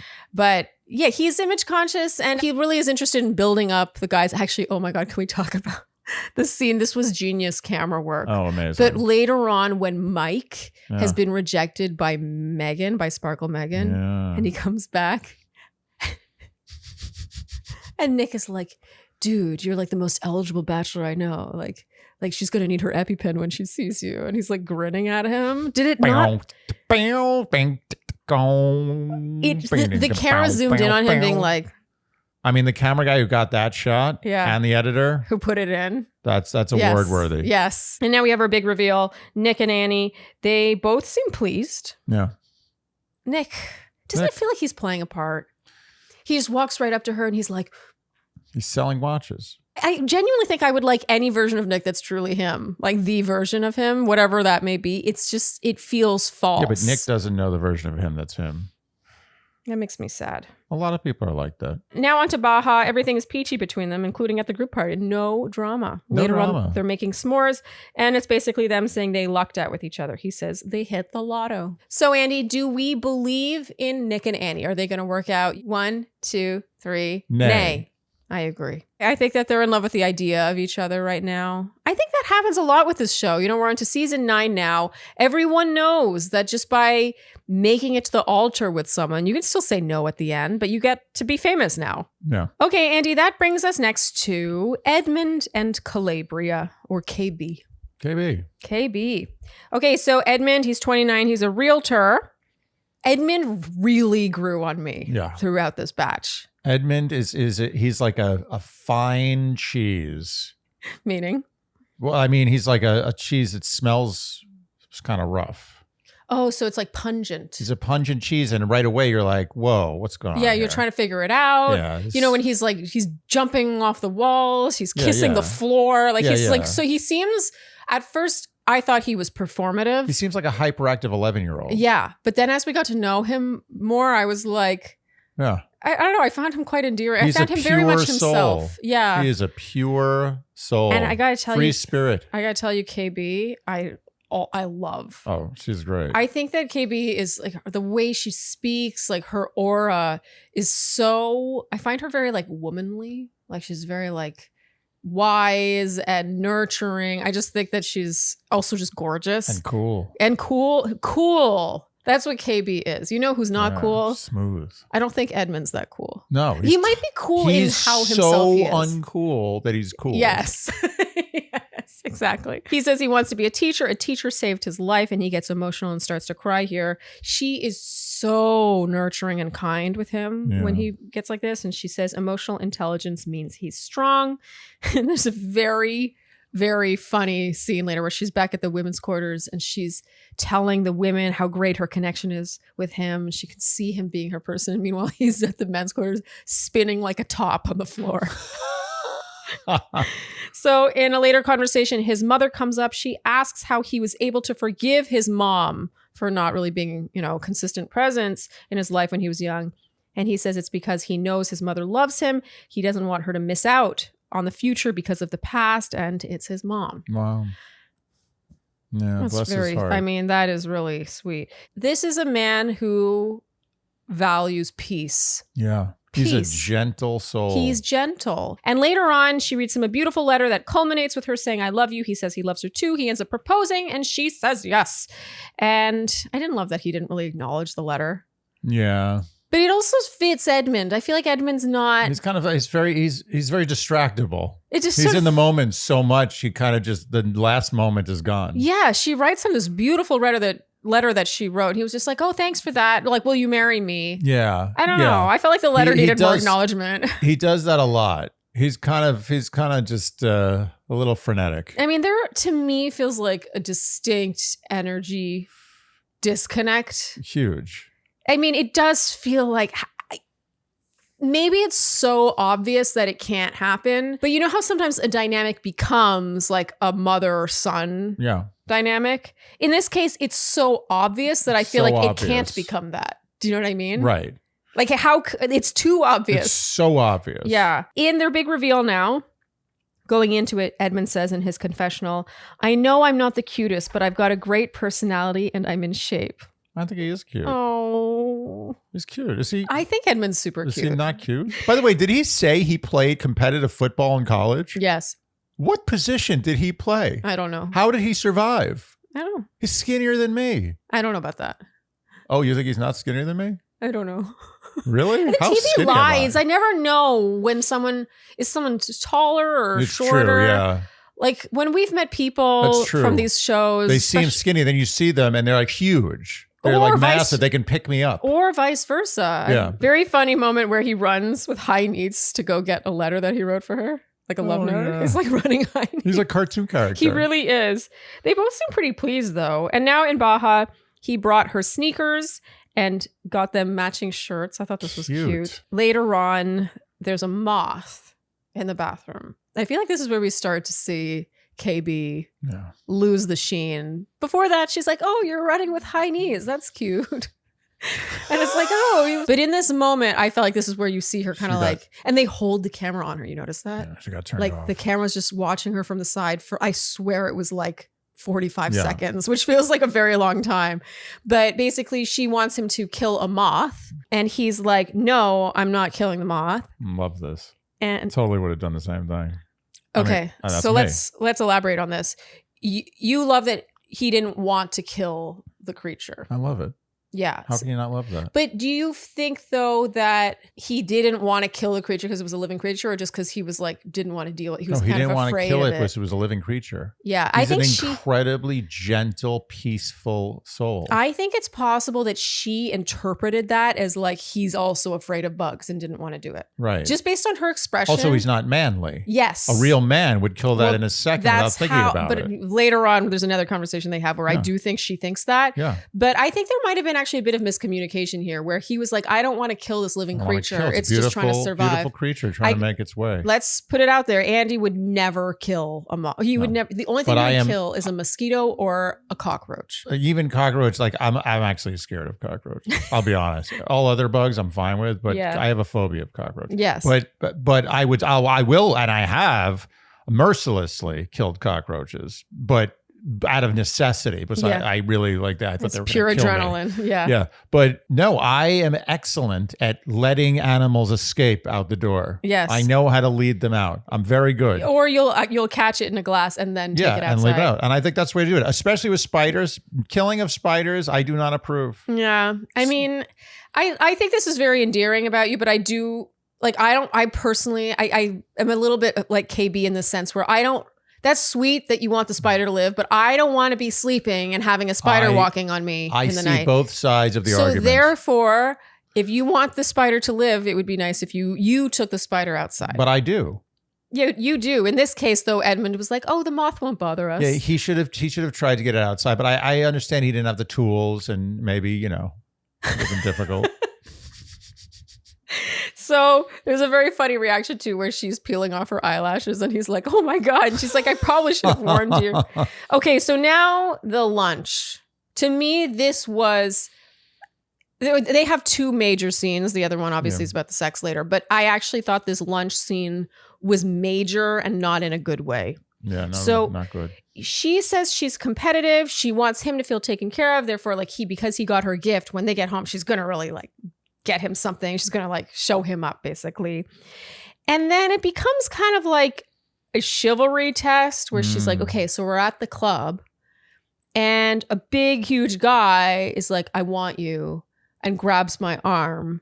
And I'm like, but I'm with my husband here. And he's like, I don't care. I want you. Which, by the way, is such this feels like a very far-fetched scenario. Where is this happening in a Popeye cartoon? I know, it feels very outdated. But nonetheless, she's like, what are you going to do? And he's like, well, I would be like, okay, let's go. Let's just leave. Yeah. KB, let's Yeah, go. let's go. And she's like, yeah, but he won't let up. And he's like, yeah, well, I'd be like, okay, like, we don't want any trouble. Let's get out of here. She's like, no, but he won't let go of my arm. And he's like, well, I feel like the club would have security. Oh, I love this so much because, we, I think, fall in the camp of Edmond here. Yeah. Like, I really like this about you is that you would never be like, oh, you get your hands off my girl, blah, blah, blah. You are just not a fighter that way. Like, I married you for a reason. I have dated guys who are more like, you want to fight, you want to go, that kind of thing. Yeah. And he's not like that. And let me tell you something. There is a degree of manliness in what he did there, because 99% of men would have been like, "Oh, I'm taking that guy outside, Yeah. or I'm smacking that guy, or whatever." Some manly, obvious reaction. Yeah. And it takes something of a man to say. Yeah. Yes, it takes a man also to kick that guy's ass. I get it, but that's a different It's a kind different of man. kind. It's more outdated. It's outdated, but it takes a man to say, no, I wouldn't do anything. Yes. And that's the thing about Edmond, which I love. Edmond is always, he never has a facade. He just speaks the truth. And his truth is always the gentle and peaceful path. Yeah. I love this guy. Yeah. And look, honestly, I'm going to tell you right now, I if I know Edmond at all, like I feel like I know him a little bit and I know me. Like, yes, if a guy was grabbing your arm and like trying to get you out there, I would put hands on him in a way, in the least aggressive way possible. You would be like, "Hey, dude." Yeah, I would touch him, and I wouldn't let that continue in whatever way I could, aside from calling security over. Yeah. Do you want to tell the story? You have a good story. Oh my God! Did I tell the story? Do you want to tell the story? So I was coming. The Cliff's Notes. To make a very long story short, I was in a taxi with my girlfriend at the time and her friend, and a car. And she was a bit of a troublemaker. She was a troublemaker. And a car pulled up to our side, and the guy driving, and this was a car of 4 guys who I guarantee you in the last year, all of them had been in prison. Okay. This was a rough car of dudes. Okay. And the guy rolls his window down. They were very intimidating. Very intimidating. The guy rolls his window down and says something a little nasty to her friend. Yeah. And she takes what was a champagne glass that she had stolen from the club, I guess. I don't think they cared. But she had it in the cab. She took it out of the club with her, a glass of champagne. She threw the glass at his window. It shattered and the glass went on his face. Okay. They pulled up in front of the cab, got out, popped the trunk. All 4 of them grabbed baseball bats from the trunk. They come over to my side, because I'm the bad guy, right? Yeah. They come over to my side. You're the one they can beat up. Try to open my door, which, by the way, I was an idiot. I didn't lock the door. That was the first thing I should have done. Yeah. They opened the door and they said, "Get out." And I was like, now listen, fellas, we can settle this a bit peacefully, and I talked my way out of that. I don't know how I did, because these guys weren't messing around. This wasn't bravado. These guys had beaten up other people with baseball bats. This wasn't their first rodeo. Well, they had baseball bats in their trunk. Yeah. So I basically was like, she got really drunk. I apologize. Like, listen, she's not her fault. She's very drunk. Just let it go. Yeah. Tried to de-escalate. There's no need to do this. Let's just calm down. Let's just cool heads prevail. The whole thing. And eventually, I don't know, by some miracle, they kind of like, said, go F yourself. And they got back in their car and they drove away. So you talked your way out of it. I talked my way out of it. And what was my option there? So this gives you an idea of the woman I was dating. I get home and guess what happens? Instead of an apology and like, oh, thanks for, saving all of our asses. She's like, why don't you just get out there and fight them? Anyway, you can imagine where this relationship went. But the point is that like superhero style you're taking on 4 guys. Do I look like, what do I look like? Like I'm more Aquaman than Spider-Man. So the point of the matter is that I could have gotten out, did what she wanted, did the manly that got out big. Okay, fellas, let's settle this the old-fashioned way, and I'd be dead. And there's a good chance other people might be dead. So who wins there? I did the thing that saved everybody's ass. To be honest, when women want a man to fight for them, like physical fight, I think that they're losing sight of what being in a physical fight feels like. Yeah. Like, I think it's easy to be like, go fight for me. Yeah, you see it in a movie. You see a guy roll up his sleeves and the guy takes a punch. He's like, oh. And then it takes another 5 seconds. No, that's not how it goes down. Someone falls, they hit their head on a brick. Yeah. Or a chair hits them over the head, a glass bottle cuts them in the neck. Someone gets sued. Someone goes to jail. You get manslaughter charges. 90% of the time, if you resort to violence, it's going to end badly. 90. I think it's like 99. Okay, it could be 99. Wait, when does it work in your favor? If you literally punch the guy out, no one seems to see it or care about it. The guy goes to sleep. You leave the club. You go home and have a nice night. That's how it works. It's very rare. I mean, seriously, what's the outcome that you're It's usually a bad outcome. Yeah. And I think if she lives in a really dangerous area where this is constantly happening, guys are constantly grabbing her in clubs and trying to yank her out of the club with her boyfriend right there, then she should get a guy who weighs 250 pounds and knows jujitsu. And that's what he does. Like, he goes to the tough gym. Guy. He's one of those guys that like works out in order to be able to be intimidating. Because what happens to Edmond if he does that? Does Edmond win these fights? Well, that's the thing. Yeah. I felt like for her to ask this almost felt like she was shining a light on that, on the fact that physically he wouldn't be able necessarily if there was a big tough guy. I don't know. I just didn't really know what she was getting at here.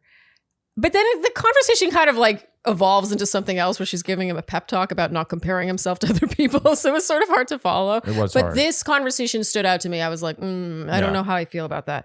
Okay, so let's move on now to the group party. So at this party, KB shares with the ladies that she is waiting to have sex with Edmond. This becomes the next big talking point with them. Edmond's version of this with the guys was, she's waiting to have the real deep sex part. The deep. Not shallow. Turns out he's not actually pleased about this, and he does want to have sex before marriage, even though she wants to wait. Funny scene where he's very into her feet. He's like really rubbing her feet in front of everyone. That's all he can get. Yeah. Okay, so back at their room now. She asks if he's upset that they're the only couple to have not had sex.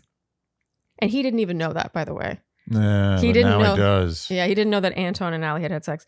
She says she's made people wait 9 months to have sex. That's ridiculous. Even years. That's absurd. Who's waiting years to have sex with anybody? But she says there are also guys who, she didn't care about, so she would just have a one-night stand with. Oh. And he's upset by this. He's like, I'm giving this my all. You're telling me that you have sex willy-nilly with someone you don't care about, but I'm giving this my all. I really care about you. And you're like not, you're just like holding out. And here, this is a complicated one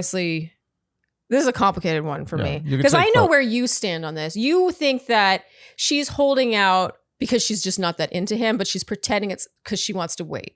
Is that, have I interpreted your thoughts correctly? That's one general area of where I land, but I also feel like she uses sex as a weapon in relationships. Okay, you think she's using it like as a power move? Yes. Okay. Why would you make someone wait that? How long do you have to wait? I feel torn on this because, there are a lot of douchebags out there, and you might want to wait until you feel like they're definitely serious about you. If you have to wait 9 months to figure out if a guy's a douchebag without having sex with him, then there's something wrong with your radar in general. I will say that there have been guys I dated for months who I just never felt good about it. I didn't have a good feeling about it.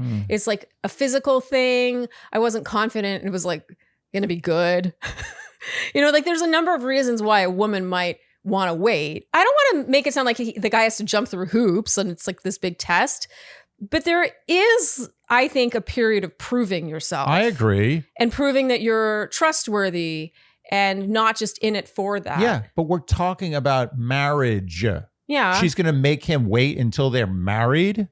I mean, married. What is this? Like, is this even... Well, I mean, you have to get divorced. You do get married on the show. Do they? Yeah, they get divorced? Yeah, they get actually married. Has anyone ever gotten divorced? That's a good question. I don't know. You guys let us know. So I'm kind of torn on this one because I do think that it's her prerogative. She doesn't feel comfortable having sex with him, that she shouldn't have to. And just because he wants to have sex doesn't mean that she has to have sex with him. I totally agree with that. Yeah. I'm just saying that she's standing on thin ground I agree with you in that for her to be like, I've made men wait all this time, but at the same time, I've casually had sex with guys I didn't care when about. I want sex, I'll just go get it. Yeah, and he's like Like, wait a minute, that hurts my feelings. He's like, I'm giving this my all. Valid point. And he starts crying and says that he's too nice. So there are two ways to interpret this part. I feel like on one hand, you could be like, oh, he's crying as like a tactic to get what he wants out of the situation. But I did feel it was extremely sincere personally. And I do suspect that, as you said last night, Andy, that there was, there were roots to this. Like it probably has been an issue for him in the past where he is too nice. He is like attentive and loving and like into a woman, and she's just like not that into him. And then what ends up happening is she just doesn't want to have sex with him. And then he's kind of like made to wait and prove himself for nothing. She was never interested. Yeah. I worry that is what's happening here. I don't feel that KB, I'll put it this way. I think if KB really wanted to have sex with Edmond, she would have had sex with 100%. And KB has the confidence of a woman who's like, I'm gonna just do what I want. If I'm really attracted to this guy, I'm gonna have sex with him and I'm gonna marry him. I don't need to play a game and wait and not have sex with a guy I'm super attracted to. To make sure this works. She knows it's wrong. That's why she's not having sex with him. There was a funny moment where he was like, it just hurts my feelings to know that you've had like one night stands. You just like have sex with someone like who you don't care about. She was like, that was a long time ago, Edmond. I was someone else. That was over a year ago. Anyway, I found this scene, it was amazing TV, and there were just two distinctly different ways to look at it. On one hand, I could see KB's perspective, to be honest, where he's like, oh, he's comparing himself to these one night stands, and she's like, this is different. This is someone I want to spend my life with. But I can see his point of view too, where he's like, so you're telling me you would just go and hook up with a guy just because you wanted to have sex with him. Right. But meanwhile, I'm telling you I love you, and he is very into her. It's very obvious. But the other thing, you're just not because of some arbitrary thing you've decided. But the other thing, what is having sex going to do to make she's going to get what she wants. If she has sex with him, she'll have time to be like, oh, now you're a douchebag. I had sex with you, now you're being a dick to me. So I'm done. She's going to get, by having sex, she's going to get to where she needs to get faster than by not having sex. What are you assuming in that? That sex is going to be amazing? I'm confused. No, what I'm saying is, okay, this is game strategy. Yeah. If she has sex with him now, first of all, she finds out if it's good sex, which is important. Let's face it. But it seemed like they had good chemistry. The morning after that first night, they were like into each other. Yeah, but you assume, but who knows? Okay. Anything can happen. So first of all, she figures out if it's good. If it were that good, I think she would have had sex with him. But okay, go on. But second, she finds out how he acts after they have sex. Sex isn't so important to her. It's she even said it herself. Yeah. She said, it's not sacred to me. So if it's not sacred to her, why doesn't she just do it? She's done it with a bunch of guys on one night stands. No, but maybe, I'm not forcing, I'm not saying you have to have sex with him. I'm just saying, why not have sex with him? And I'm playing devil's advocate here. I'm not saying that sounds bad. Yeah, why not have sex with him? Like if she doesn't want to, she doesn't want to. I'm playing devil's advocate. Yeah. If she doesn't think sex is sacred, as she said, it contradicts her strategy. Because if she doesn't think sex is sacred, then she should do the sex, which she thinks is not that big a deal, and then garner the information. Be like, okay, was it good sex or not? That's number one. Number two, how is he treating me after the sex? Is he now acting like a douche? Is he not that interested? Okay, now goodbye. I'm not marrying this guy. I think it's pretty obvious. She's not interested. Yeah. I want to make it clear that I'm not, this could be misinterpreted, this argument. I want to make it very clear that I'm in the camp that she is not into him. In which case, she shouldn't. She shouldn't have sex with him. She's doing the right thing, for her. But she's masking it as bullshit. We also have to add that maybe she doesn't want the world to know that she had sex with someone. That's also possible. Then why go on this show? But I get it. That's fine. I'm not gonna falter for that. Anyway, that's the end with them. They're a big cliffhanger for the whole batch, actually. So Andy, 1, 2, 3, do we think they're gonna work out? Okay. 1, 2, 3, nay. Nay. Yeah. Which is, I really like both of them. I just do. don't think they work together. I don't like them together. Yeah, I think she needs a different energy, and I think he needs a different. She needs the guy who's going to beat up the guy who puts his arm on her in the club. I think he needs more.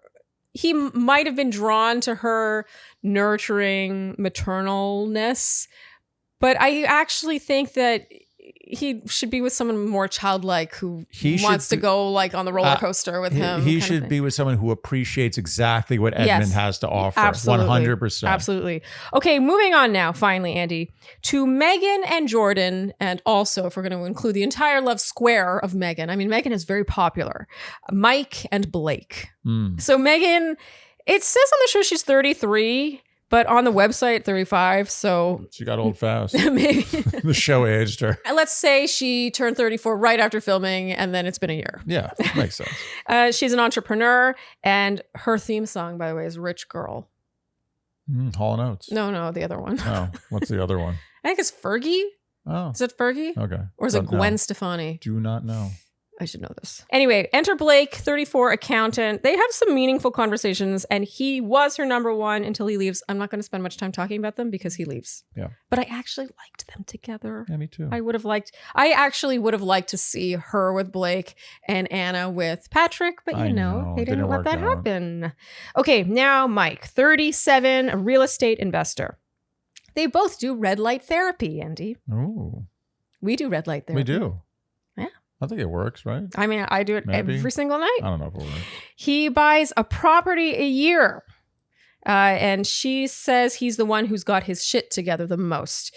He really does lead with his success. I think they both do, Yeah. to be honest. I just think it's interesting how she, at the very top of the entire batch, when they're still talking to Nick and Vanessa about what they expect from pods and all that stuff.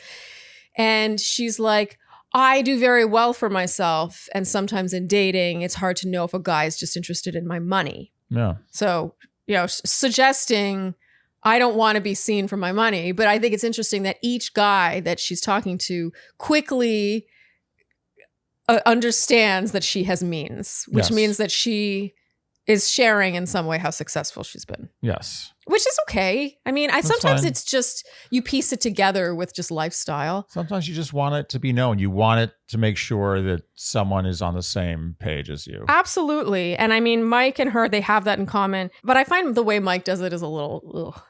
He Yeah. talks about being part of a tribe of wealthy men who look after their health. Mike pushes it way too far. Look after their health? Yeah, something about like nutrition and stuff. Yeah, what is that? She admits age is a part of why she's attracted to him. There's a funny moment where she says she sleeps with white noise, and he's like, no, I don't use white noise. If something happens in the night, I want to wake up and like take care of it. He's no Edmond.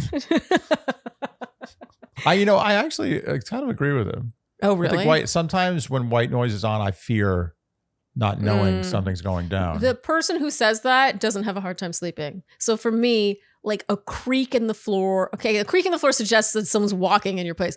Like any sound, like just any sound wakes me up, and therefore the white noise is You essential. know who says what I say? Is a guy who got robbed while his loud air conditioner was on during the summer. No, Andy. Didn't even know the guy was in my house. You were never the same after that. No. Andy was robbed while he was sleeping. Yeah. That's New York City for Walked you. within 6 inches of my foot because the AC, I couldn't hear anything. And he knew it.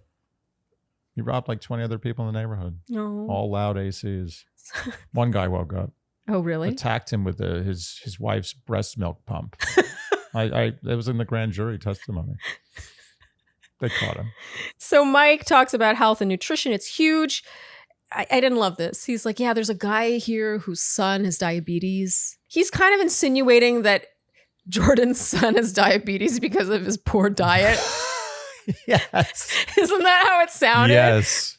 Meanwhile, he's like, and I have this friend who had diabetes, but then he totally changed up his diet and like it went away. And Megan was like, Yeah. he doesn't feel like he has a bone to pick with Jordan. And at this point, I didn't even feel like he No, knew he's Jordan just- was the other guy. Oh, I think he had a feeling. And I think he's just been trying to throw him under the bus ever since. Well, the feeling comes later. I think at this point, he was like, there's a guy here. Oh, you don't think he had a hunch? I Jordan? just feel like it's such a weird. Seems like a really smart gameplay kind of guy. Like he might have done the math and figured it Yeah, out. maybe, but this wasn't cool. Not cool. Meanwhile, Jordan, 30, service manager, his son, the son with diabetes. Yes. The Is famous diabetes. Famous diabetes. He's 5 years old, named Luca. They talk about his vasectomy, how reversing it is not 100% successful. I think with Jordan, she kind of wrote him off as sort of like fun, like, but not really serious. And he really works his way up. I like them together. Yeah. I just think that she laughs a lot with him and it's easy and he doesn't take himself too seriously. And I think she has had to take herself quite seriously a lot. Meanwhile, I think Mike takes himself seriously. Oh, yeah. But I will admit, I really wanted her to pick Mike just from a TV standpoint. Totally. I know that's terrible. Yeah. When she said this is the kind of guy I normally go for, I'm like, yeah, pick him. Yeah. Which sounds terrible because I really like Megan. I think she's awesome. I know. But, it's hard to not want to watch, Of course. Train wreck. Okay, so she asks about tattoos. And he says he only has a couple of small ones and he winks at the camera. That was a little naughty. Who was? She is really moved by the fact that Luca has diabetes. Her father had diabetes. She's very practiced in caring for someone with diabetes. She feels like it's a sign. So yeah, back at the men's quarters, Jordan comes back love drunk, talking, he's really in love. And Mike, at this point, I think knows it's Megan or he's piecing it together and he's trying to keep his cool. So I think this is where the competition kicks off. This is where suddenly all of their subsequent conversations are a little different. Mike starts ramping things up. Yeah. So he starts going in. He's like, so where do I stand? And she's like, oh, you're up there. And he's like, yeah, but you've only got 2. He starts really coming after it and kind of trying to throw Jordan under the bus in a not very subtle way. For example, she says he's trouble and he says, you like dating guys that are trouble. You're dating 2 guys that are trouble. This was devious. Mm-hmm.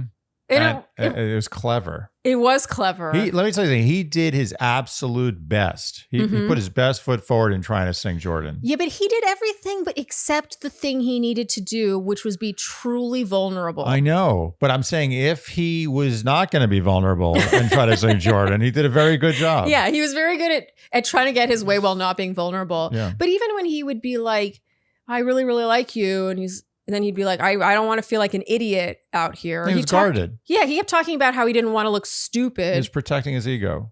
Doesn't work. Part of love is, the risk. Yeah. You might look like an idiot. No one thinks you're an idiot.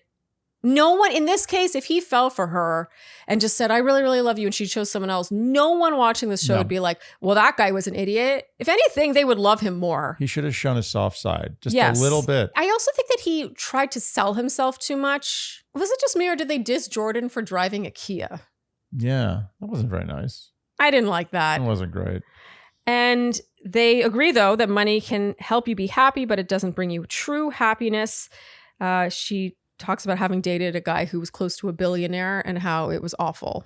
Yeah. I mean, I gotta say, it's like I have dated wealthy men and it is not, it's like all on paper looks good and then the reality of that is not good at all. I think being very wealthy or dating very wealthy, neither is good. Yeah. Yeah. And I actually, same with her. I also dated a guy after that who was broke. She's like, I swung in the opposite direction. Yeah. And then that's hard too. I just think, I don't know. I really like Megan. I find her really relatable. Mike really starts putting on the moves, trying to convince her. And you can tell this guy's used to getting his way. Yeah. He's really just trying to get the answer out of her until finally she starts to cry. And she's like, I just don't know I don't know yet. He's like, I want you to want me the way I want you. And they play a terrible cover. Oh my God, they ruined it for me. This cover was so bad. I want you to want me. It was such a bad cover. It's really terrible. It was distracting. I feel like it was supposed to be a moving scene, but we were both just twitching because of this cover. Whoever sung that cover is way too full of himself. Meanwhile, back with Jordan, what a contrast. She tells Jordan she has this other connection. He doesn't even know. This sums up Jordan. Doesn't this sum up Jordan? He's so in the moment with her. He's just like, oh, I like her so much. And she's like, I have this other connection. He's like, wow. Oh.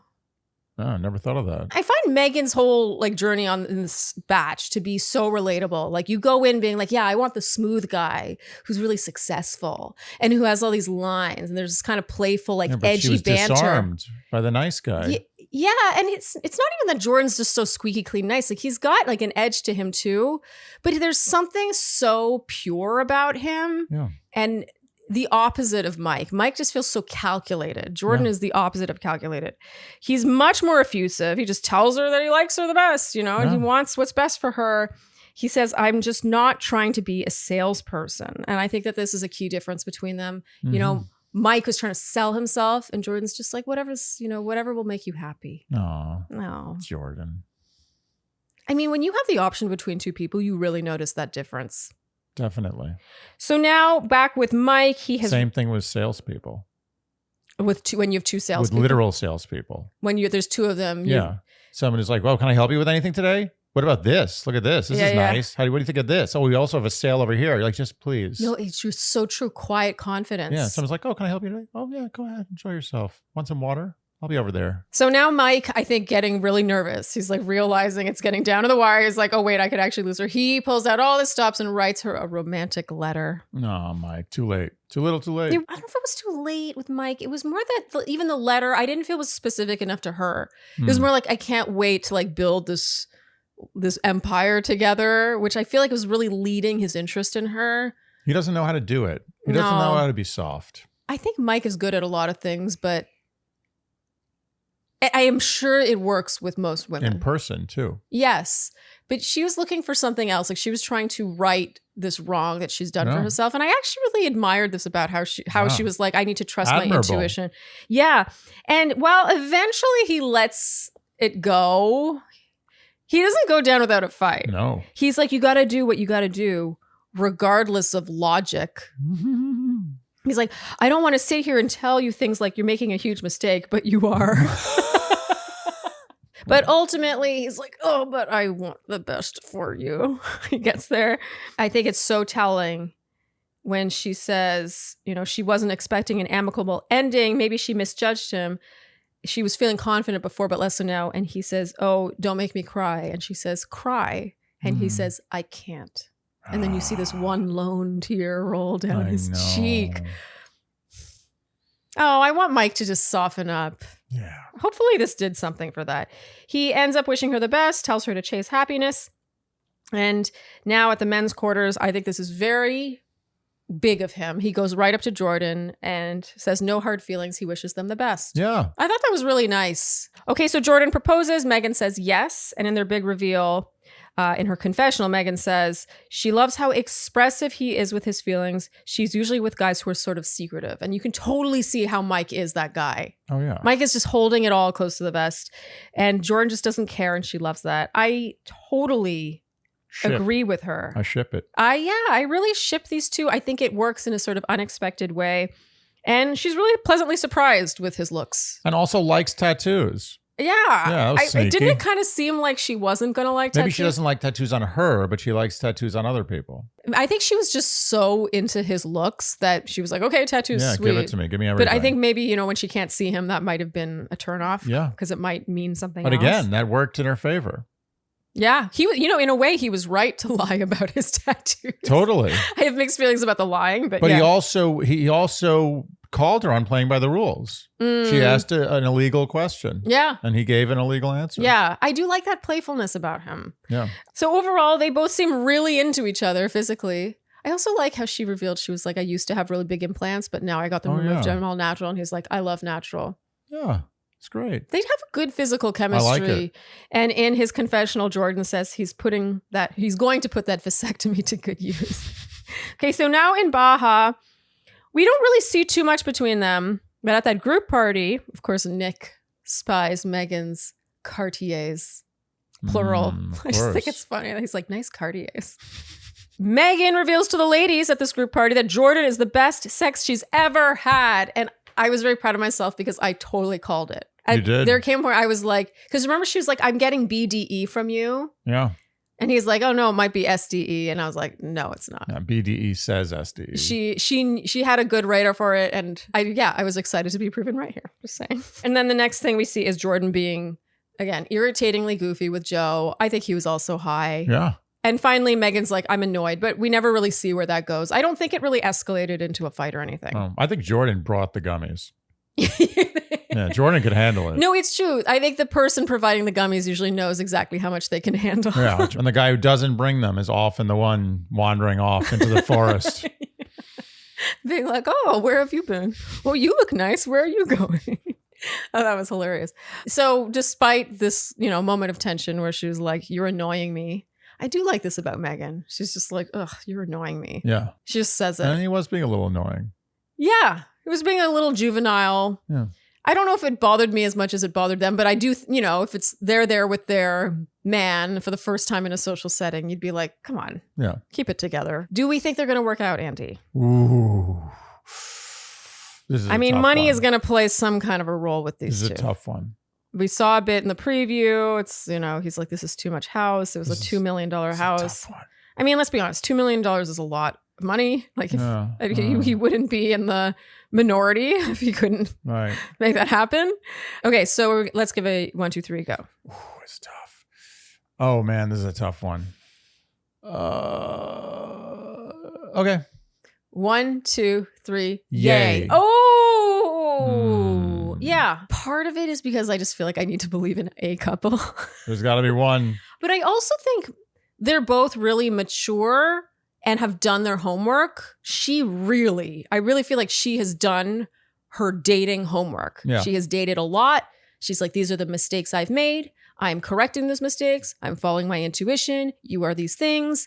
And I think that they have amazing physical chemistry, which is just the cherry on top. And give it time. They get married. Maybe they get divorced in 6 months. What's that supposed to mean? I'm saying that, it could just end after they get married. Oh, Andy, let's just believe in something. Oh, no. I say yay to the marriage on the show. I don't say yay to them dying together. You're already like hedging. It's a slight hedge. Okay. Well, Andy, let's wrap this enormous recap with who we would go for. Okay, I'm going to guess for you and you guess for me. Okay. You would go for Megan. Yes. Yeah. You would go for Jordan. Yes. Wow, so clean this time. Yeah, I just think Megan she's smart. She's funny, very good banter.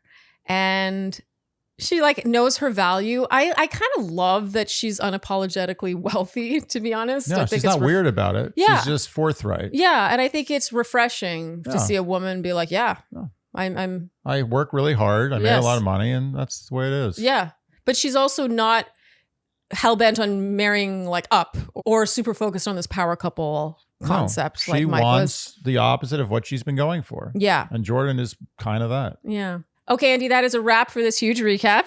Woo. If you enjoyed what you heard today, you know what we will ask of you, and that is to like, subscribe, hit the notification bell, follow us on Instagram and TikTok, leave us Apple and Spotify podcast ratings and reviews. Tell your friends and generally do all the things you would do to support a podcast you enjoy. Thank you so much for tuning in, and we'll see you next time. Oh, she's been so good today, waiting so long with her nutter. Ruby gets peanut butter when we record. It's very special.